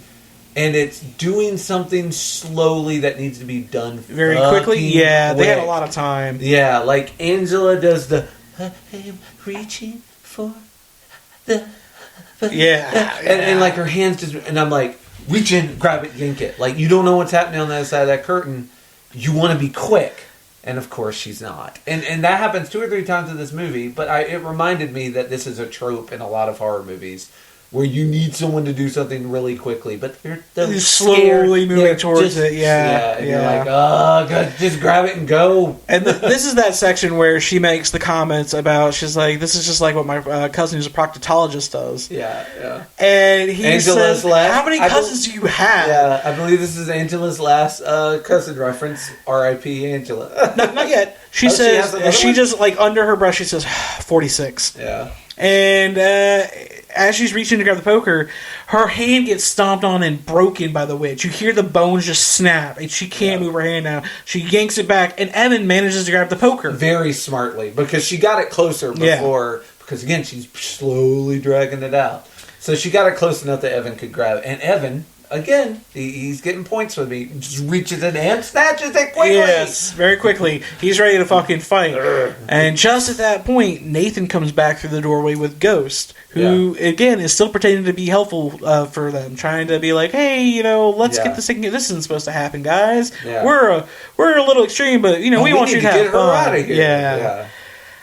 He goes and he unlocks the door, lets him keep going backwards further through the maze, and when they finally get to that emergency exit that Harper claimed she saw, they open it, and it's just a bricked up wall. Yeah. And Ghost is like, yeah, see, you know, I thought I would remember there was an exit here. Yeah, he's like, that makes sense. I didn't think there was an exit here. And Nathan's like, well, why didn't you say anything? And he, again, doesn't say anything. He just kind of deadpan looks at them, but you can't see his expression. And this is the part that makes... Ghost is probably my favorite of them, because he's the funniest one, and he's the one that keeps trying to, like, be on their side. And then, my dude Zombie's just unkillable, though. That's why I liked him. He does have that going for him. Okay, so they say, well, either we go back forward or we go backwards through the maze. And Ghost gives them the heads up to finally tell them that, yeah, if you go back through that tunnel and there's too many people, the trapdoor releases. And when that trapdoor releases, normally that's how they capture people and they make them a part of the show. And he just keeps insisting that it's all part of the show. Yeah. And, maybe they can get a little intense sometime, but nobody's supposed to get hurt. Yeah. And not Ghostface, sorry, that's a different movie. Yeah. Mr. Swirly. Yeah, they have to go through this thing one at a time. Evan goes first. Well, before he gets in there, he gets really pissed off and gets up in Ghost's face. Mm-hmm. And Ghost is like, "Well, my name's Mitch." Okay, he's like, "Let me make it a little bit more formal. My name's Mitch." Yeah, you know. Well, they tell him, like, "Give us what's your name." Yeah, I want to see your face. I want to see your face. Yeah, and that'll bite him in the fucking ass. Yep.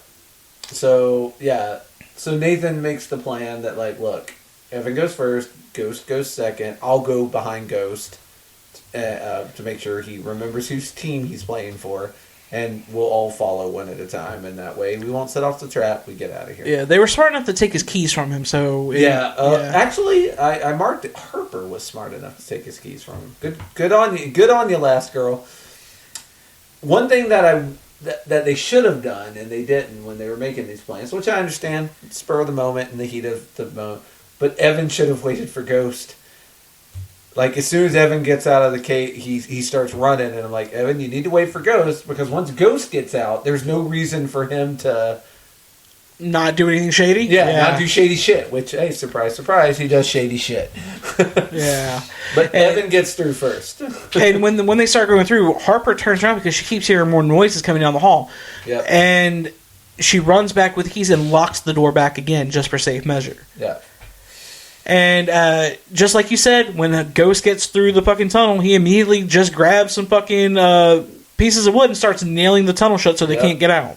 Yep. And meanwhile, on the other end, they see who is it? Devil at the other end of the hallway? Somebody with a pitchfork? It's Devil. Yeah, Devil, but pitchfork, come on. As Evan is continually running forward, like you said, he's like gun-hoing for it. He's trying to get the fuck out. He's getting pretty far down the tunnel, going further and further back, but we see that Vampire is watching him through the two-way mirror and notices him and takes off after him. Yeah. So we cut back to the Devil finally breaks in the door that Harper had just locked, and they realize, oh, fuck, he's not playing. He's got a giant fucking pitchfork in his hand. Yeah. He chases after them, and Harper ducks under and gets away from him. Angela's trying to push Bailey further into the tunnel to get to save her. Right. As Angela's trying to save Bailey, she gets ripped out and gets a trident through her fucking head. She gets pitchforked. Yeah, pitchfork through the skull. It's a way Jason killed someone in one of the Friday the 13th movies. I had a nice flashback of the pitchfork murders and felt... Also, pitchfork, a weapon you get to use in the Nintendo game to help fight Jason Voorhees. So yeah, pitchfork murder has a special place in my heart. So R.I.P. Angela. She sacrificed herself for Bailey. So yeah. So far, let's run back the desk. We got Mallory with a flaming hot fire poker through the skull. And Angela with a pitchfork through the skull. They do a lot of stabby skull murders. Yeah. Well, I mean, it's pretty quick and It's efficient. effective. Yeah. It gets the job done. So Bailey is now having to crawl through the tunnel that Nathan is actually stuck in as well, and Harper decides to run forward back towards the actual end of the haunt. Because Harper has the not the skeleton key, but the ring of keys. Yeah. So in theory, he can go wherever Harper can go where Harper wants. In theory. And so the devil decides, well, I'm not going to go in the maze. That'll handle itself. He chases after Harper. We cut back to Nathan being stuck in the maze, and when Bailey starts crawling towards him, the trapdoor opens up, and he falls down, and he smacks his head on the fucking concrete below. Oh, so he gets knocked out pretty hard on that one, and you're not really sure how long he's out for it, but it can't be super, super long. No. We then finally get back to Evan, who has gotten outside. He's made it all the way to the outside. Yeah, when I saw Evan outside, I was like... He did it! Yeah. Nobody stopped him. Yeah, I was like, interesting, because that very much surprised me. Yeah. Yeah, Evan makes it back to the lockbox, but when he opens where it should be. Yeah, the lockbox is gone. Yeah, lockbox Their is phones, gone. everything is gone. Yeah. He's like, what, where is it? Where is it? Yeah. He turns around and Ghost is waiting behind it. Yep. With a hammer in his hand. Yeah. And just like waiting and waiting. And this is the scene that I remember of you said you wanted to see my face earlier. Yeah. And Evan's like, I just want to go home, man. Yep. And like that whole back and forth is the scene that I remember before the movie came out. Like Gotcha. That little like minute and a half back and forth between them. Because it's a real good scene. Oh yeah. Like, so still want to see my face? Evan turns around to see Ghost with a hammer in his hand. The scene quickly cuts back to Harper, who's trying to lock a door, but the devil keeps breaking it open. And once he breaks through, we see the face reveal that he is body modified. He has this horn implants. His eyes are blacked out. Well, no, she's like, Sam, why are you doing this? And that's when he yanks it off. Yeah. And then you see the body modification. He's like, who's Sam? Yeah. And so this whole time that she's been under the impression that her ex-boyfriend has been hunting them down. It's are part of this. Yeah. No, sorry. This has nothing to do with Sam. It's going to, because Nathan brings Sam into it, but at this juncture, nothing to do with Sam. And he doesn't stop there. He just keeps looking at her and he says, such a pretty mask. Why don't we take it off and see who you really are? Aw. Yeah. But somehow still more romantic than Nathan's been. Just in the nick of time. Just in the nick of time. Nathan nails it. Nail gun through the fence. Winds up shooting the devil a couple times. Gets him in the arm a few times. Yeah. And then he runs away. Yep. And then we get a cutback. Yeah. That's where Ghost asks Evan if he still wants to see his face. And he says it's whatever. He just wants to go home. Then he reads back Evan's home address to him quick. Yeah.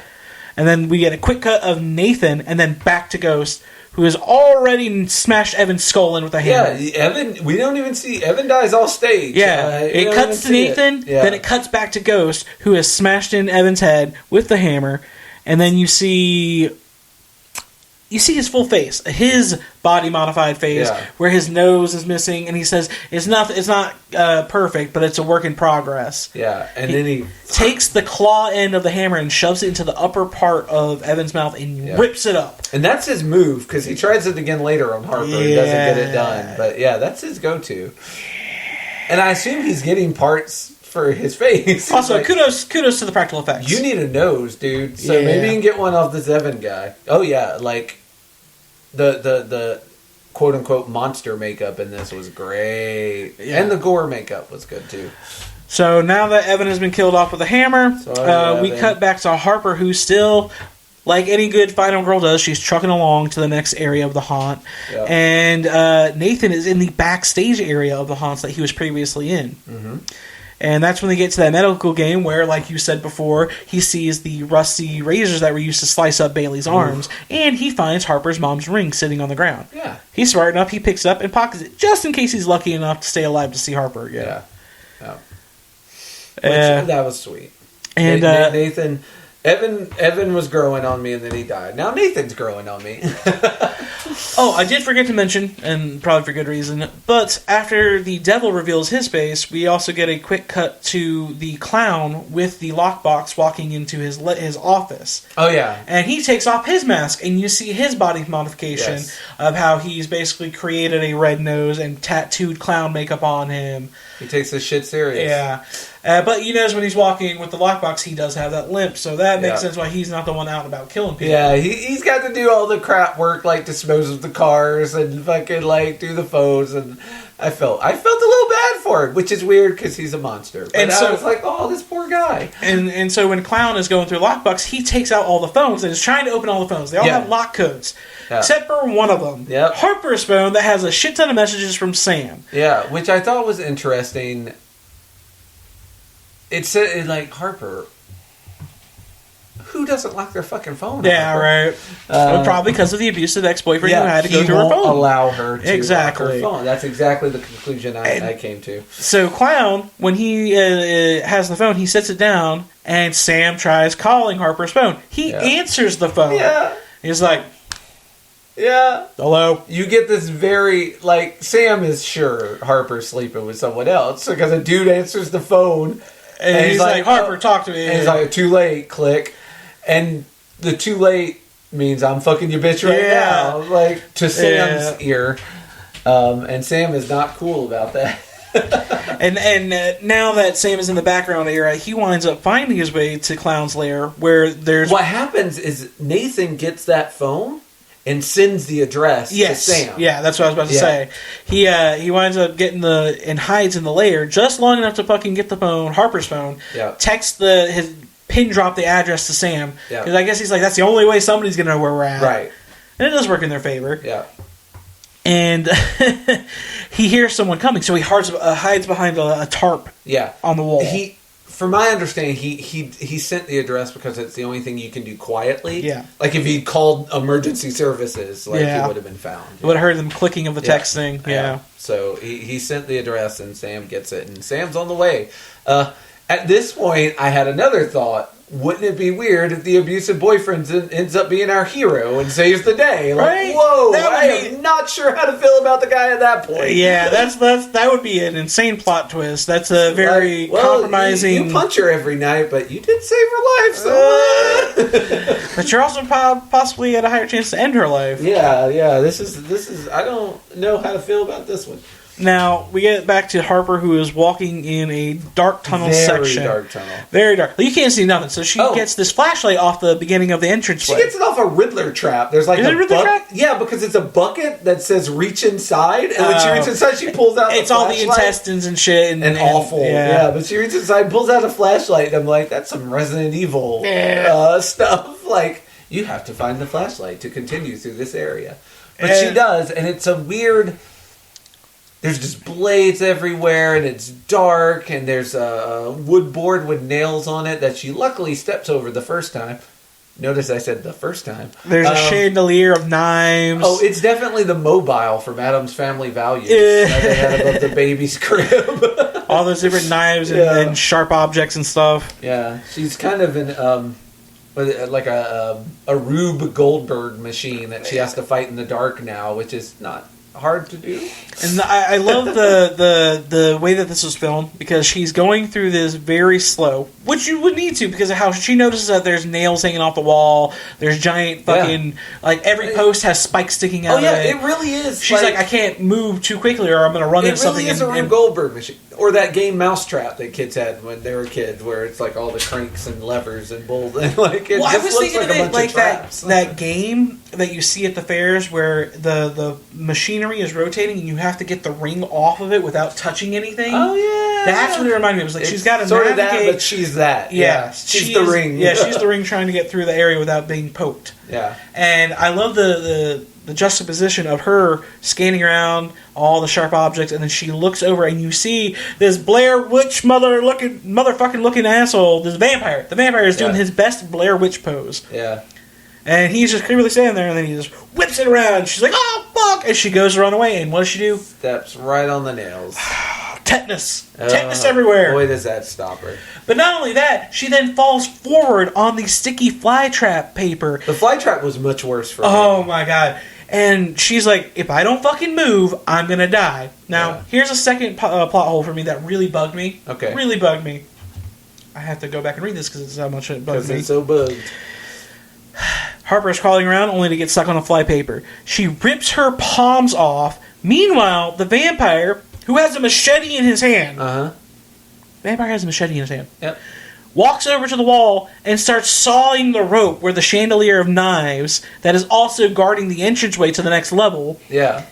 And he's just slowly sawing it. Like a fucking bad, Dr. Evil villain. Yeah. Like Austin Powers' Dr. Evil shit. Yeah. He's just slowly sawing it when he could have taken that machete and fucking killed her. She was stuck. Dead to rights. Dead to rights. He walks past her and starts sawing the chandelier. Goreship. They made an entire haunted house amusement park. If he wanted to just kill her with a machete... All of this is wasted. Fuck you, the devil used a pitchfork and clown used a hammer. If we're once shit started breaking, like once the system started breaking down. I'm just saying, once the system started breaking down, some of them were like, "No, we just got to stop these kids now." Fire poker to the skull, pitchfork to the head, hammer to the fucking mouth and head. Yeah. I'm just saying, like, they're different people with different motivations. This guy. This is obviously Vampire's room. Obviously, he likes these kind of, again, these like weird trap. He's home alone in it, man. The vampire is Macaulay Culkin, all grown up, and this is how he likes to kill people. We do get an explanation for Vampire's actions later, but when I was watching it, it was so frustrating. Yeah.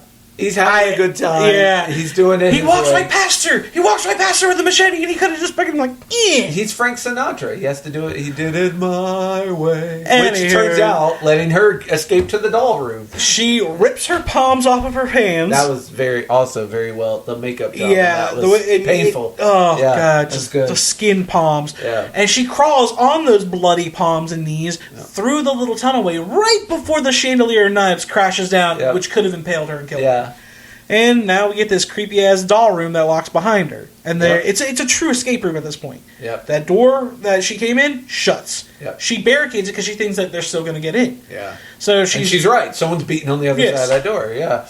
And so she gets in, and she smartly realizes, oh fuck, this is a real escape room. So she starts looking for clues. Yeah. There's a door on the opposite wall with a bunch of locks on it that says the end at the top, and I just wanted to shake her. I wanted to be like, just so we're clear. The end is not the same as the exit. Yeah. And we will find that out as we go. But yeah, it's kind of an escape room. It kind of annoyed me that she had to hold her mirror up to read all these signs. I'm like, you can't read those backwards? Like, just invert the letters. But then I realized people's brains work differently and people can't naturally do that. But I could read those as soon as they popped up. And it was frustrating to wait for her to pull out her mirror, to hold it up, the camera to swing around so it was now at the mirror, and to show what the word said. So, all of the clues in order that she read backwards go as follows. The first one she finds says, escape the haunt. Mm-hmm. Then, as she's looking around, she finds another piece of paper that she pulls back, and it says, dolls see all. When she rips open the dolls that are watching on the bed, it's another clue that says, something is hiding under the bed. Yep. That's the final clue. She gets under the bed, and she finds this cute little musical box, Jack in the Box haunted house thing that... This is our third... You were going too fucking slow. So, first of all, pull it out from under the bed. You are in a very vulnerable position on your belly under that bed. Grab it, pull it out, open it somewhere where you can defend yourself if you need to. Second of all, don't reach for it like it's a snake that's going to bite you. Grab it very quickly and get the fuck out of there. But she did everything, again, so slowly. I wanted to jump through the television and shake her. Now, that I agree on that, but this is the one instance where I think her still being under the bed did help save her. It gave her leverage. Yeah. Because she wouldn't have had the element of surprise. So she opens the haunted house Jack in the Box to retrieve the key that will allow her to get to the next room. Yeah. When she's under the bed, the devil finally breaks through the door, and she gets another traumatic flashback. Well, this is worse. This is straight up PTSD. Yeah, this is literally reliving. She's reliving it. She's reliving. So as the devil enters the room, she has a flashback in real time of her dad talking to her about when he beat her mom nearly to death. So she was hiding under the bed as a child, and her father comes in, and he's talking about, like... justifying what he did to her mother. And he's like, look, sometimes parents fight. I would never hurt you. I didn't hurt her. Your mother's fine. She just fell. Yeah, she just fell. So, yeah, she's having this horrible PTSD. This is another one of those, like, seemingly plot holes. Dude busts into the room. He doesn't immediately see her, right? How do you not immediately know where she is? I mean... this is your trap room. Yeah. Those clues were put there by your team. Yeah. You know she's at the under-the-bed part of the plot. Like... and you heard the Jack in the Box. Yeah, and you've heard the Jack in the Box. So this is another scene. So you're right. It gives her the element of surprise, but it fucking shouldn't have. Yeah. Well, I mean, the element of surprise for the simple fact that he is so sure that he's going to get the kill, and he very slowly, methodically approaches her and says, "Let's take off your mask." And she, as he's pulling her out, says, "No!" Stabs that bitch in the eye with that really knife-looking shaped key. Like, they made that key a little bit too... people that fuck up the most, I think the devil fucks up the most. Yeah. Like, he kind of gets clowned 2 or 3 times here. Like, she escapes from him multiple times, and every time it's very funny how he just gets served. Yeah. He's getting ready to get served again. Because she goes, puts the key in, turns it, and there's a long mechanism. You've got, like, 3 locks, a bunch of gear. It looks like a steampunk and it's doing door. the Jack in the Box noise again. It's playing the Pop Goes the Weasel thing again. But this time, like, there's a shotgun on this other side of the door that is hooked up to this music box lock. And so, at the end of Pop Goes the Weasel, it pulled the trigger, and the door just gets blasted into smithereens, and you don't know what happened at that point. Like, you just assume Harper's shot, she's dead. You're like, Harper just got herself blown away. And you know what? Then it cuts to Nathan being outside in the field. Yeah. How the fuck did he get outside in the field, I assume dude? The same way Evan did. Like, after he got out from behind that blue tarp, he had an encounter with Ghost where he got tackled by Ghost. He didn't grab the phone. He left without the phone. Ghost grabbed the last phone and smashed it. Yeah. And, he didn't go chasing after Nathan. Nathan somehow got out the building, period, and was running. Then, while he's in the middle of the field, he hears the shotgun blast. Yeah. And decides, oh, shit, I should turn around. Yeah. Yeah, Nathan had gotten away. I'm sorry. Hold on. Logic here. Yeah. You're already out the building. Yeah. You have already left her behind to begin with, assuming she's dead. Yeah. Now you hear a gun go off, and you... that makes her more dead. Exactly. Yeah. So your logic is to turn back around and go to where she's probably already dead? Oh, when you could have escaped. I'm sorry. No. There is there's somewhat justification. He's going to his car, right? Yeah. But it's all fucked up, so he can't drive away. But the fact is, he was out in the middle of the field. He could have hopped the fence. He could have just kept running. Yeah, he could have. That's what I'm saying. He could have kept running, but I don't think when he realizes he can't quickly escape and get help to them quickly, he's like, well, I got to go back in and get my peeps because I can't get cops here in a quick amount of time. Maybe. If you wanted to be generous to the movie. So... there's only another time that something like this has happened for me. Yeah. And it's one of my all-time favorite movies, but I still struggle with this one aspect of the ending of the movie. Okay. And that's because it's not what the original ending was supposed to be. Just like Nathan does in the scene where he's outside, can run the home stretch free away from it, and yes, your friends are dead, you might have left them behind, whatever. Yeah. You turn around and go back towards the danger after you just heard what should have been someone dying. Right. In The Collector... yeah. Arkin gets out of the fucking booby-trapped house away from the Collector. Yeah. And he's home free. The Collector doesn't know that he's gotten out. The Collector doesn't know shit. He turns around to see the little girl that he's been trying to help the whole movie who keeps running and hiding from him in the house. Yeah.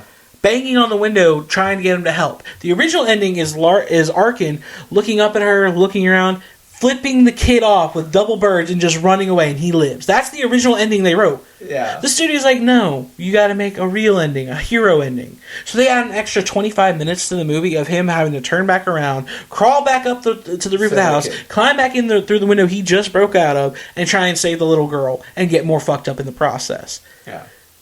But this is another one of those cases where I feel like you could have just left it hanging. You could have got out, and if you did survive, Harper could have been like, fuck you. That would have been a better ending. Because she didn't need to wind up with him anyways. Not that we're, not that we see. Anyway. Yeah, like they do end up together in the hospital because, spoiler, there are 2 survivors here. It was one of the things that I was like, I do like this movie, but I would have changed that. I would have changed that just because I know the collector didn't keep the official ending that way. Well, at some point in history, someone needs to make a realistic ending where someone says, "Fuck you, I'm done helping." I'll be honest though, I would have rolled my eyes at the original ending of the collector. Like, you're really going to flip the kid off? Like, I understand being torn and choosing to walk away. Well, hold on. But don't. The whole premise of why he would do that is because he spent the entire movie getting himself maimed and hurt, trying to help this family, and this family repeatedly would not let him help them. Right. He's trying to save their lives, and they did everything that got them killed. Right. And so I could understand being fed up. I would understand flipping off the dad, but kids get scared. They run away. Like, you don't have to go back in the house and save them, but the flip-off seems kind of edgelordy. Like, it's a little much for me, personally. You and me... It was 2009, okay? Goreship, it was 2009. Different time, fair enough. But still, I think that's a realistic effect that some... Well, here's the thing. Nathan didn't need to get out at all. Yeah. Like, it's kind of weird to have him escape and turn around and go back. Just have him not be able to escape for some reason. Right. You've got plenty of reasons to keep him in there. And I agree with you. That's what I would have done. Because there was no point in to have him leave and then turn around and go back. Especially not when we already saw Evan escape and they had continuities for that. Yeah.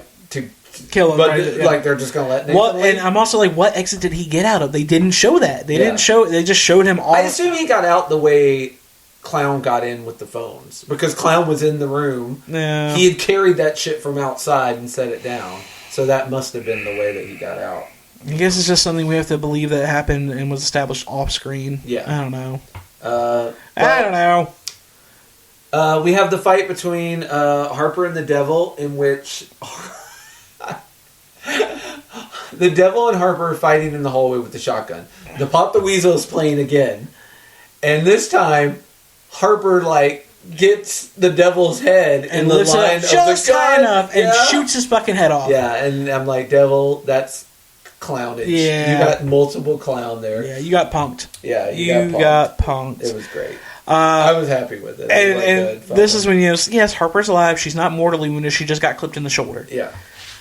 Yeah. Now I have another issue with the continuity of this is because immediately after this, she gets up after she gets to the shotgun, and she's running and using her arm like she didn't just get shot, and her foot didn't just get plowed through fucking nails. Yeah. You can call it adrenaline all you want, but still, come on. Also doing man. a lot of things with her hands, which are mostly goo. So yeah. And so when she gets to the end of the haunt, trying to get, she's literally at the very end of the room. The trailer, it's like a boxed-in trailer area. Yeah.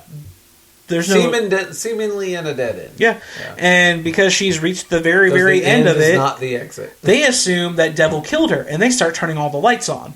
Well, yeah, either that or they assume she killed Devil, and they start turning all the lights on. They're like, all right, now it's serious. Because it also, and I liked this part, I completely got tricked by this part. You have the Grim Reaper. Demon Skull. In a chair, black hood, skull face, and they're like, are you ready?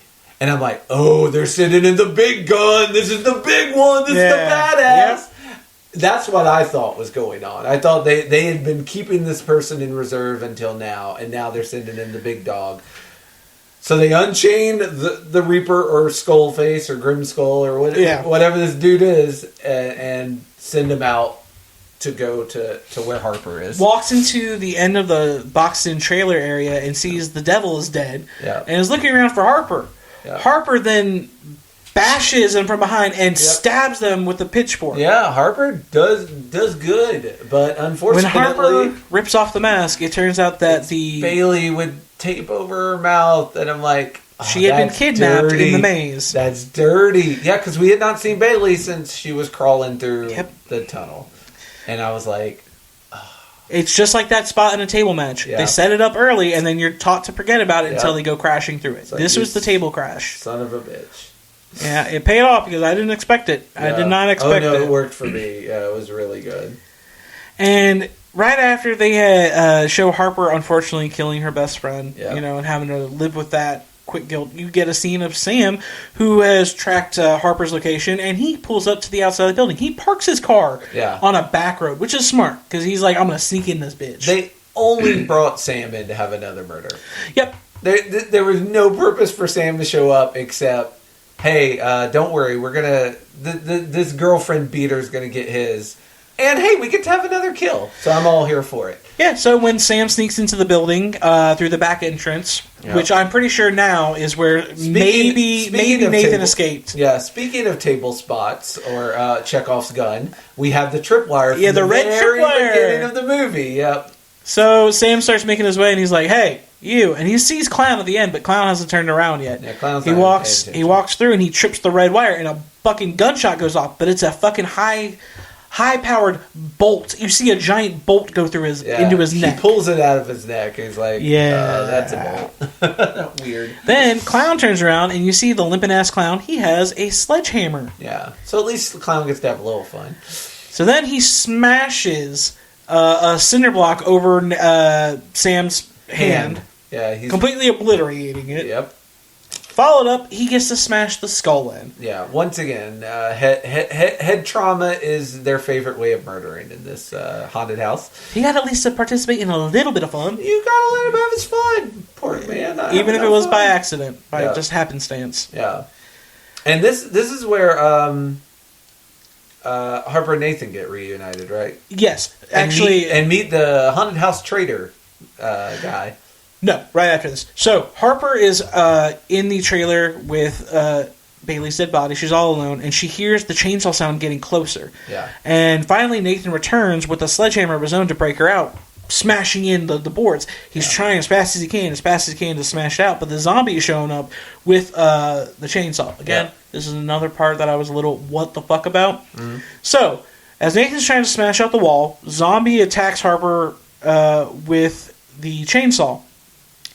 And let's see.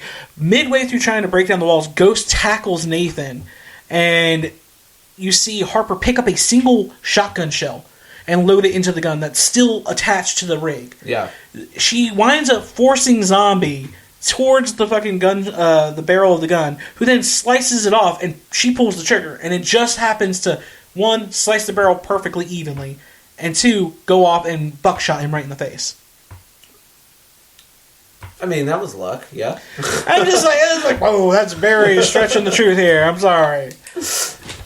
Yeah. She got fucking owned. But, he did, I mean. Sorry. Fucking Nathan winds up fighting back against Ghost, and he gets free. They get to the next area, and they encounter a vampire, who you think is going to try and fuck them up. Vampire's like, just throws his hands up and surrenders. Yeah. He rips his mask off. He's the only normal one. Yeah. His face isn't all fucking mutilated and modified. Well, he's straight up like, they said if I kill somebody, I can get my face. Yeah. Meaning that they're going to modify his face at that juncture. Yeah. He said, I didn't kill anyone. I was just helping out. I just wanted to scare some kids. Then they started killing the kids. Yeah. Yeah. So he's like, I actually got to help you guys. And he tries to help them find a gun that he has stashed. Yeah. And when he goes to when he tries to go and find the gun, he's like, where is it? Where could it be? Boom. Headshot. Yeah. Zombie is still alive. Trader up, trader down. That buckshot did not kill him. It just blew his mask off. Yep. And like a zombie, he's hard to kill. Yeah. And hideous like a zombie. But yeah, he owned that little vampire kid. Yeah, didn't have a chance. So as Zombie goes to try and shoot them again, fucking Nathan grabs the machete and starts hacking it into Zombie's arm, which gets wedged into the wood. Yeah. Then, I thought this was really cool. Harper grabs the sledgehammer and basically smashes the machete even further, like a nail, into the board so it can't be ripped out. Yeah, this will hold you here. Yeah, at least in theory. Yeah. and then we get the return of the witch. Yeah, so they finally get to the last hatch where they're going to crawl out from. And I guess this is a secondary option that they had that they could have gone from the beginning, from where he fell through from the trap door in the maze. And when they get up there, the witch immediately kicks the latch shut. Harper gets out. Yeah. And she kicks it shut before Nathan can get out. Yeah, and she starts talking shit. This part was funny. She's like, you think you're the only people that's ever gotten this far? Whatever, blah, blah, blah, blah.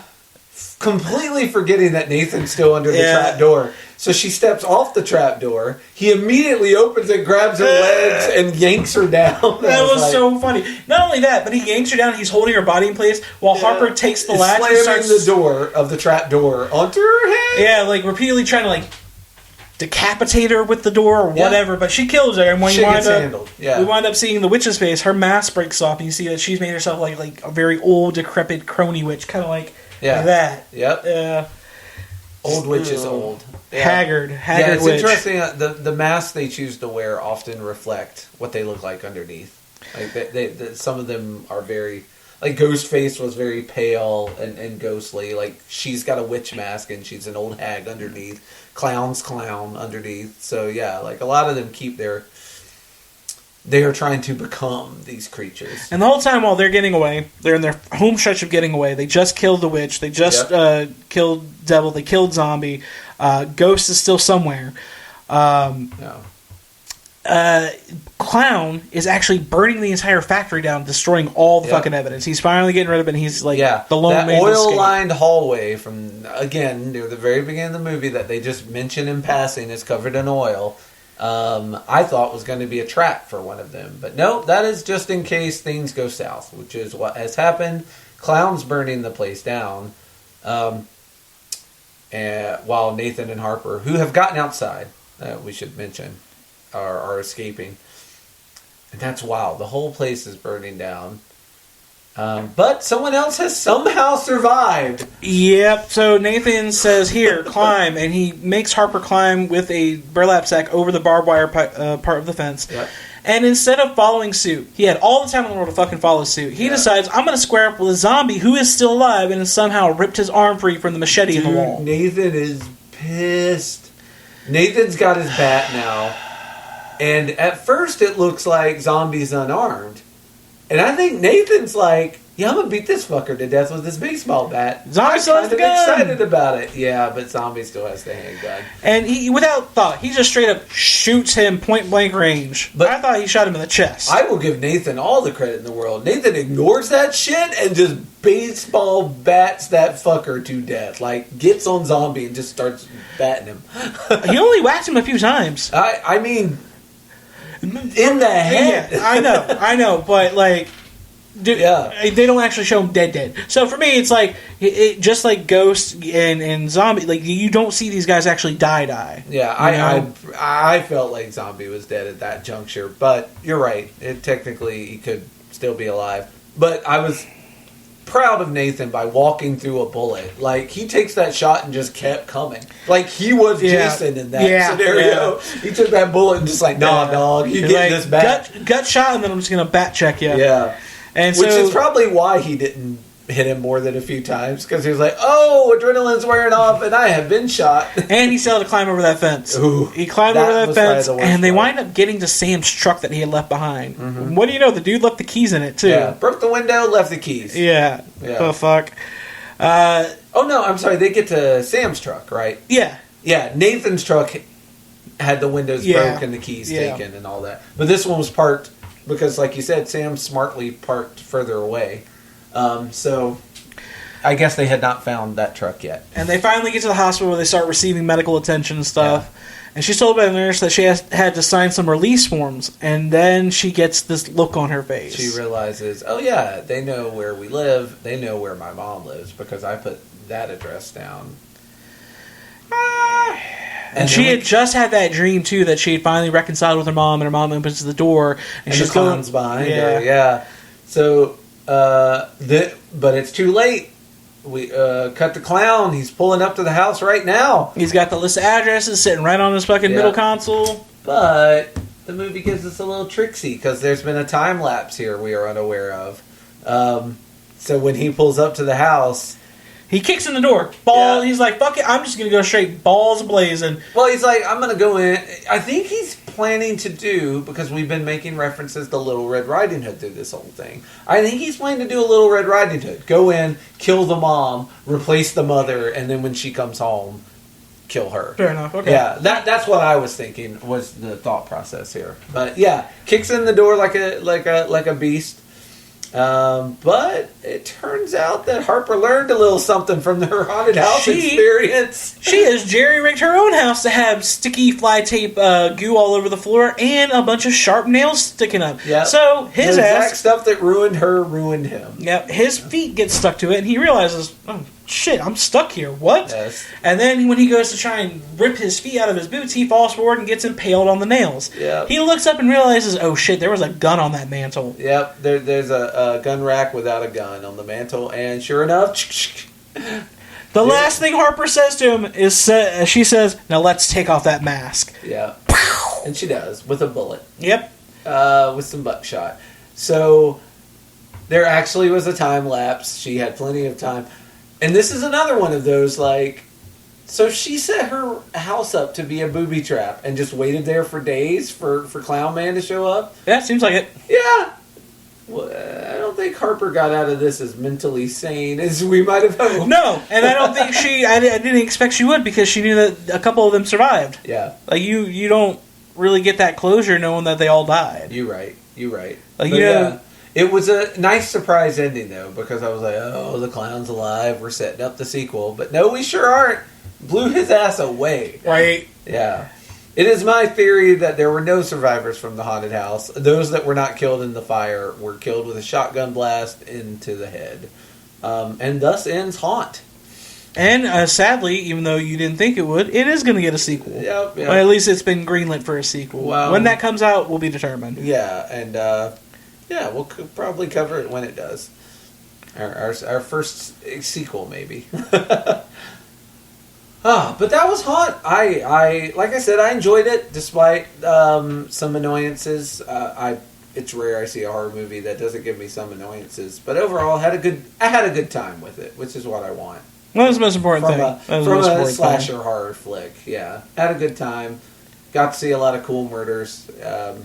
Yeah, great time had by all. Even though I was dissecting it pretty hardly, it's always a fun watch. I mean, yeah, there's a lot of shenanigans that you can pick apart if you really, really want to, but, you know, most of the movies that I enjoy, you can do that too. Yeah. It doesn't change the fact that it's always a fun watch. Yeah, it was a good time. Thank you for bringing Haunt to my attention, and not one I would have seen on my own, most likely. Because, like I said, I saw that trailer and forgot all about it until now. I mean... I'm just happy that you enjoyed it. You know, there's always the chance that we could suggest movies to each other that just don't land. Well, I think we're getting ready to. Shit. For next month, but yeah. What you got for us now? What's coming up next month on the agenda? So, for Thanksgiving, I have picked a turkey of a film. I'm going to say this. Tell me, Goreship, does the word nilbog mean anything to you? No. Excellent. Oh, shit. Next month, we are watching the universally panned, often voted number one for the worst horror movie in the world, right up there with Plan 9 from Outer Space. We're going to check out Troll 2 for our November film. Okay, that's not bad. That's not bad. You really had me going. I thought it was going to be something terrible. Troll 2 is fucking terrible. It's not that bad. Troll 2 is right up there with Plan 9 for Outer Space as one of on people's list as the worst horror movie ever. I can't wait to talk about it because it is hilarious. Oh, sorry. I got confused. I was thinking of Troll Hunter. Troll Hunter? Yeah. Different. Yes. No, Troll 2... If you have not seen it. No, I'm not. Oh, you're going to have it. No, I'm not. You are... Oh, God. Nightmare. It is redonkulous. And, man, I've got a lot to say about Troll 2, and you're going to hear it. But before that, we still have our short to cover. Which Junk Talk! Junk Talk.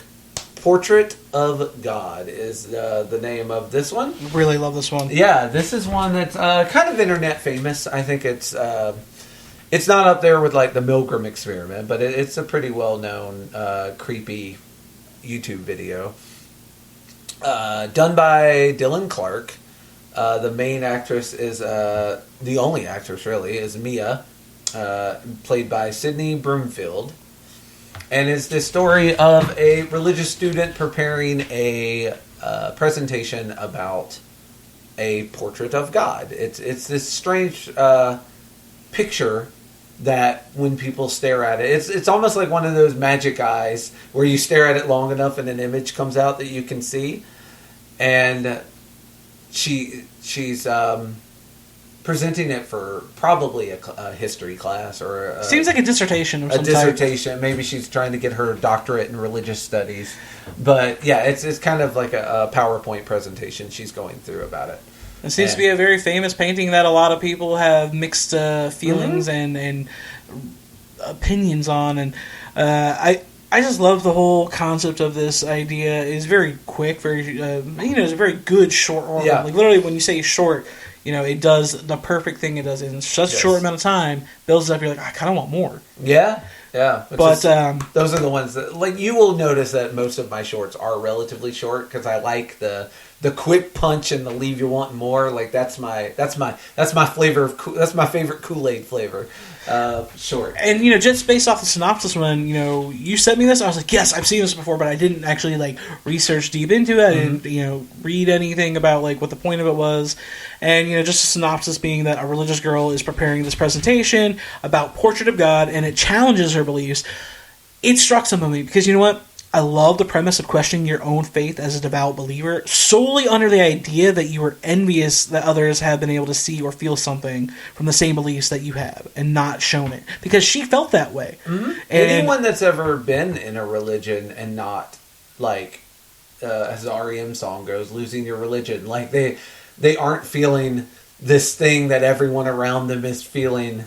Like, it's almost the same as when you're watching stand-up and like everyone's laughing and you're like, I guess I don't get humor. Yeah, like this guy is not, or this girl is not funny. It's that same feeling of isolation in a group and she's like, like I'm a believer, but I don't see anything. Yeah, I've not seen anything. I look at this portrait all the time when making this presentation, and I don't see it. You can hear like it conveys the sense of jealousy. Yeah, and that she's like, am I not faithful enough? Do I not believe enough? Yeah, like, and you combine that with the other very common trope of you can't look upon the face of God. It opens with Exodus 33:20. No man shall see me and live. I always like the idea of God's, and this is some Cthulhu shit here, being so beyond our understanding that you can't even look at them without going crazy.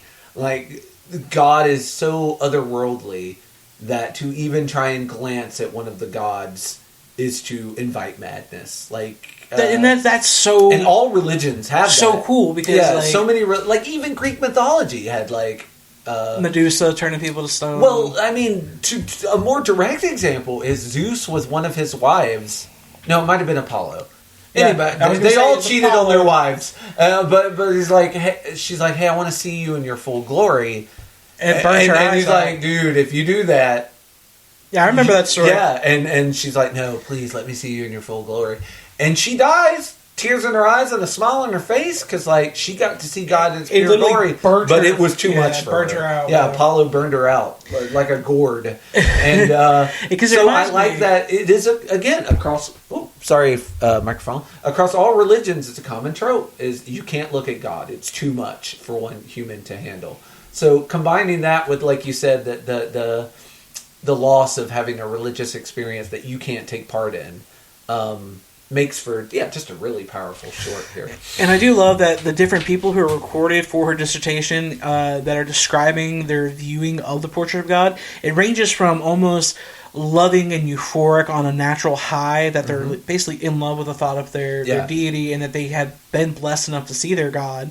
While there's other people who are absolutely terrified, repulsed, they don't believe that is God. That it makes them question their faith. If they can see that, but no one else can. It's the duality of the way that these people react in the recording that kind of what is the view? What is the presenter gonna when she finally, if she ever gets a chance to see God?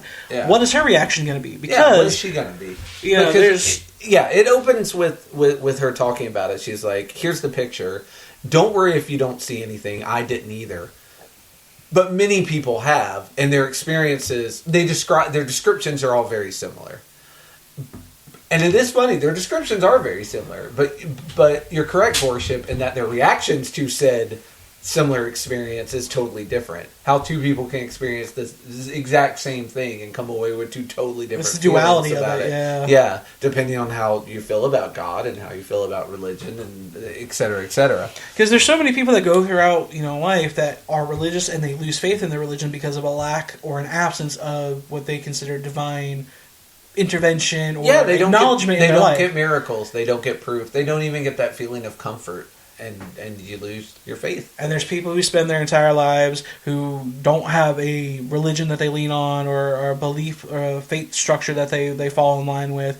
And then eventually one day they just start having what they consider little miracles speaking to them, and they find something happens. Yeah, there's something like maybe it's coming back from the brink of a sickness and they find religion from it or recovering. Or they go through some suffering and religion helps them out. The old expression, there's no atheist in foxholes. And I've met both.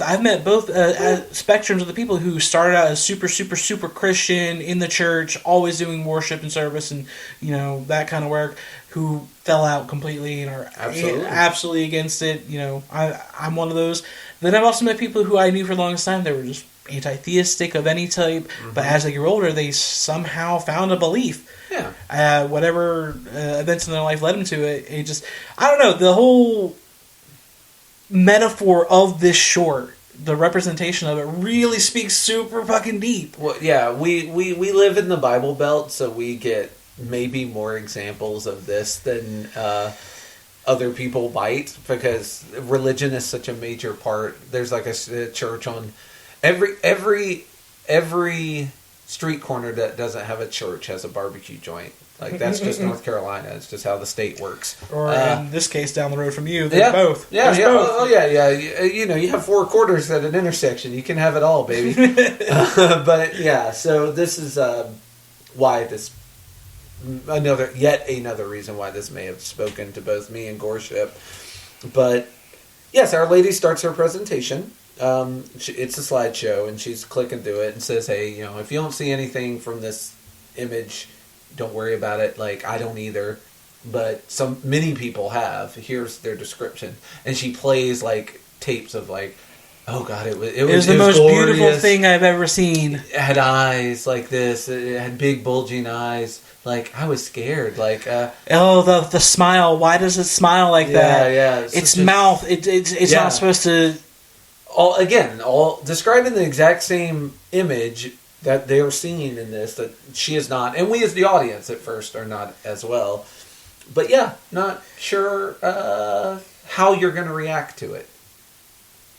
So she finishes it's a very short presentation, and she starts it over. Yeah, because she was timing herself to She's see practicing. how quickly she could get it down and how precise. She's timing this part. I assume the presentation is longer than this, but she's timing this part of the presentation. When you're doing like college dissertations, a lot of time you have a strict time frame that you have to fit into. So you have to section off all your things and do times. It's not like a wrestling match where they say go 8 minutes, you can go out there and take 12. They can't stop you. In a dissertation, the professors will just stand up and be like, you've gone over and I have lunch, so bye. So yeah, she's timing this. And when she starts it over again, the image is a little different. You can kind of see eyes. It looks like pinpoints, yes. like 2 little white pinpoints into it. And so she's kind of she's puzzled. She gets up from behind her desk. At first, yeah. She gets up and walks closer to the projector board where it is, like it's on a white background, and she's kind of staring, looking closer. Trying to figure out if it's just a glimmer of the reflection of the light against the wall or what's happening. So she turns off the backlight to try and get a clear image, and then you can definitely see that there are now... And she raises the projector, so now it's just the plain wall. Yeah, and you can definitely see something going on. Now there's a figure forming along with the eyes, and then there's a subtle grin forming below the eyes. Yeah, and you keep cutting between these 2 pinpricks, and then her eyes, and then these pinpricks, and then her eyes of her. Like, and you see, she grabs her necklace as she's having this eye to eye. She's got a crucifix on. She's wearing a and she grabs it. she's holding it tight, Like, too tight, we'll see. She's holding it tight. And finally, when she lifts up the projector background, the figure, it's dead silent. She's not moving. It's not moving until it does move. Yeah. And it turns towards her and looks her dead in the eyes, and it opens its mouth really wide, and then she appears in the oblivion. She is in the void. Yeah. She is with what is considered God. Yeah, because she is seeing nothing now except God. Although this is not a friend. This is not the God she was looking for. God is creepily hovering in the peripheral over her shoulder, where she can't quite see him until she directly turns around to see God. Yeah. And even then, God looks like something out of creepypasta, like Slender Man. It's behind her now, and she has to turn to face it, which is there's so many religious. Again, this is another thing that's strong in a lot of different religions is the don't look back. You have what's her name that turned into a pillar of salt because she looked back to the city that God was destroying. Lot's wife. Yeah, I forget. Yeah, I forgot her name. But and then you also have when they go down to Hades. Orpheus goes down to Hades to get his wife back. And it's like, you cannot turn him back and look at her until you are out of Hades because she ate a pomegranate seed while she was down here. And so she's like partial. No, sorry, different legend. But no, he's like, you can take her, but you can't look at her till you're out. And of course, like 3 steps to the end, he turns and looks and she's yanked back to the underworld. So this don't turn around, a lot of religious connotation here. But she can't help herself. She wants to see God. She is like Apollo's wife, this human that Apollo's with. She wants to see God, so she has to turn and look. And so she does.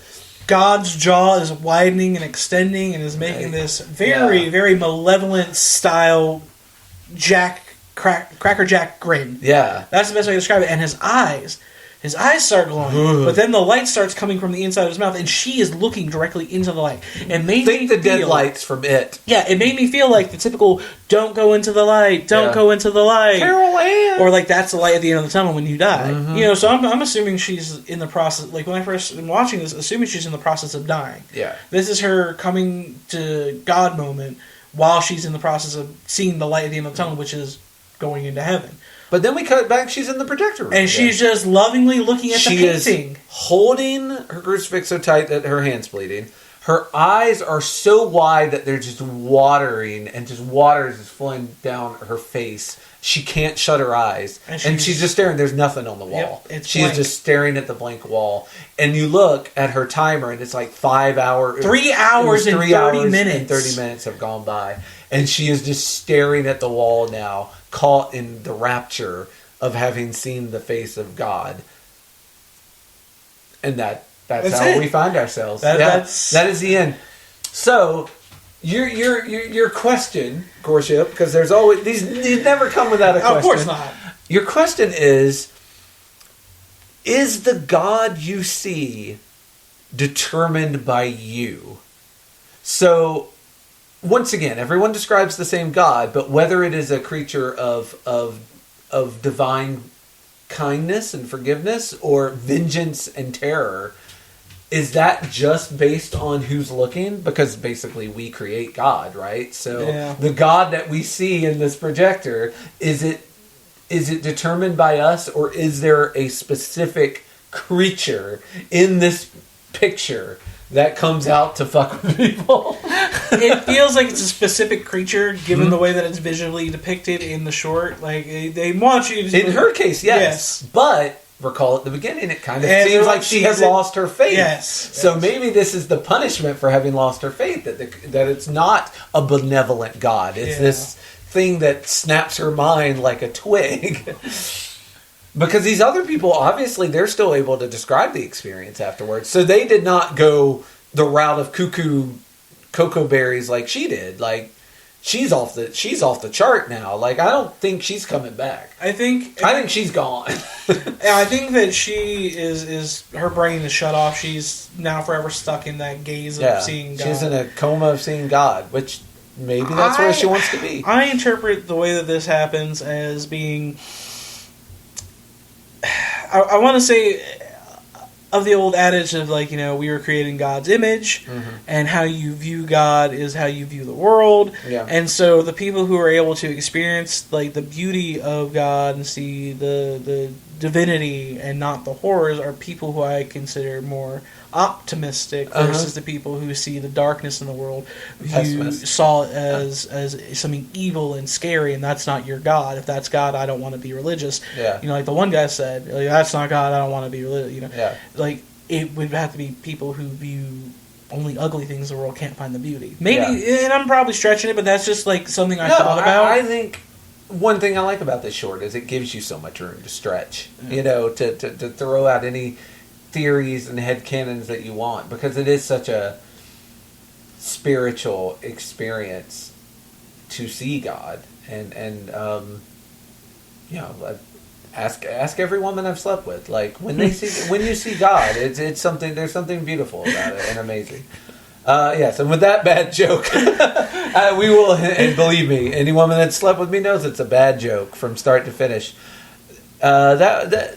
Any closing thoughts on either Portrait of God or Carnival that was Haunt? I love Haunt still, even though I'm finding more reasons to pick it apart. I still love it just for a fun watch. It's fun to pick apart. It's a brainless watch. It's a very brainless watch. You just sit babies. there. Yeah. But we've been conditioned to think too much. Portrait of God, I loved it. I love it. Yeah, it's one of my favorites. That's why I was like, oh yeah, I'm seeing this, and I thought you were bummed out for a second. I'm like, no, this is a good thing. I love this. I am usually bummed out when, like, I like when you catch something for the first time, but it's fine. Like, you having come back and watched it again, you're going to have a totally different take on it. And I think that take is just as valuable as after you watched it the first time, I'm excited because I have not seen Troll, so next month is going to be interesting. Troll 2. Yeah, Troll 2, sorry. Troll 2. But don't worry, no connection to Troll 1. Okay. Yeah. Part of the humor is there's no connection to Troll 1. But yes, everybody, in 30 days, please come back and hang out with us again. We've got, honest to God, a turkey of a film in Troll 2. This is our first way into straight up bad horror movies. Straight up bad horror movies. We are going to have a fucking good time. We'll also, of course, have a surprise short for you all. Links to all that in the show notes. Also, link to all of our socials. Like, comment, subscribe. You know the deals. Show the love. And, in 30 days, come back, hang out with us again. We'll be here. Thank you all. Thank you very much. And have a great Halloween.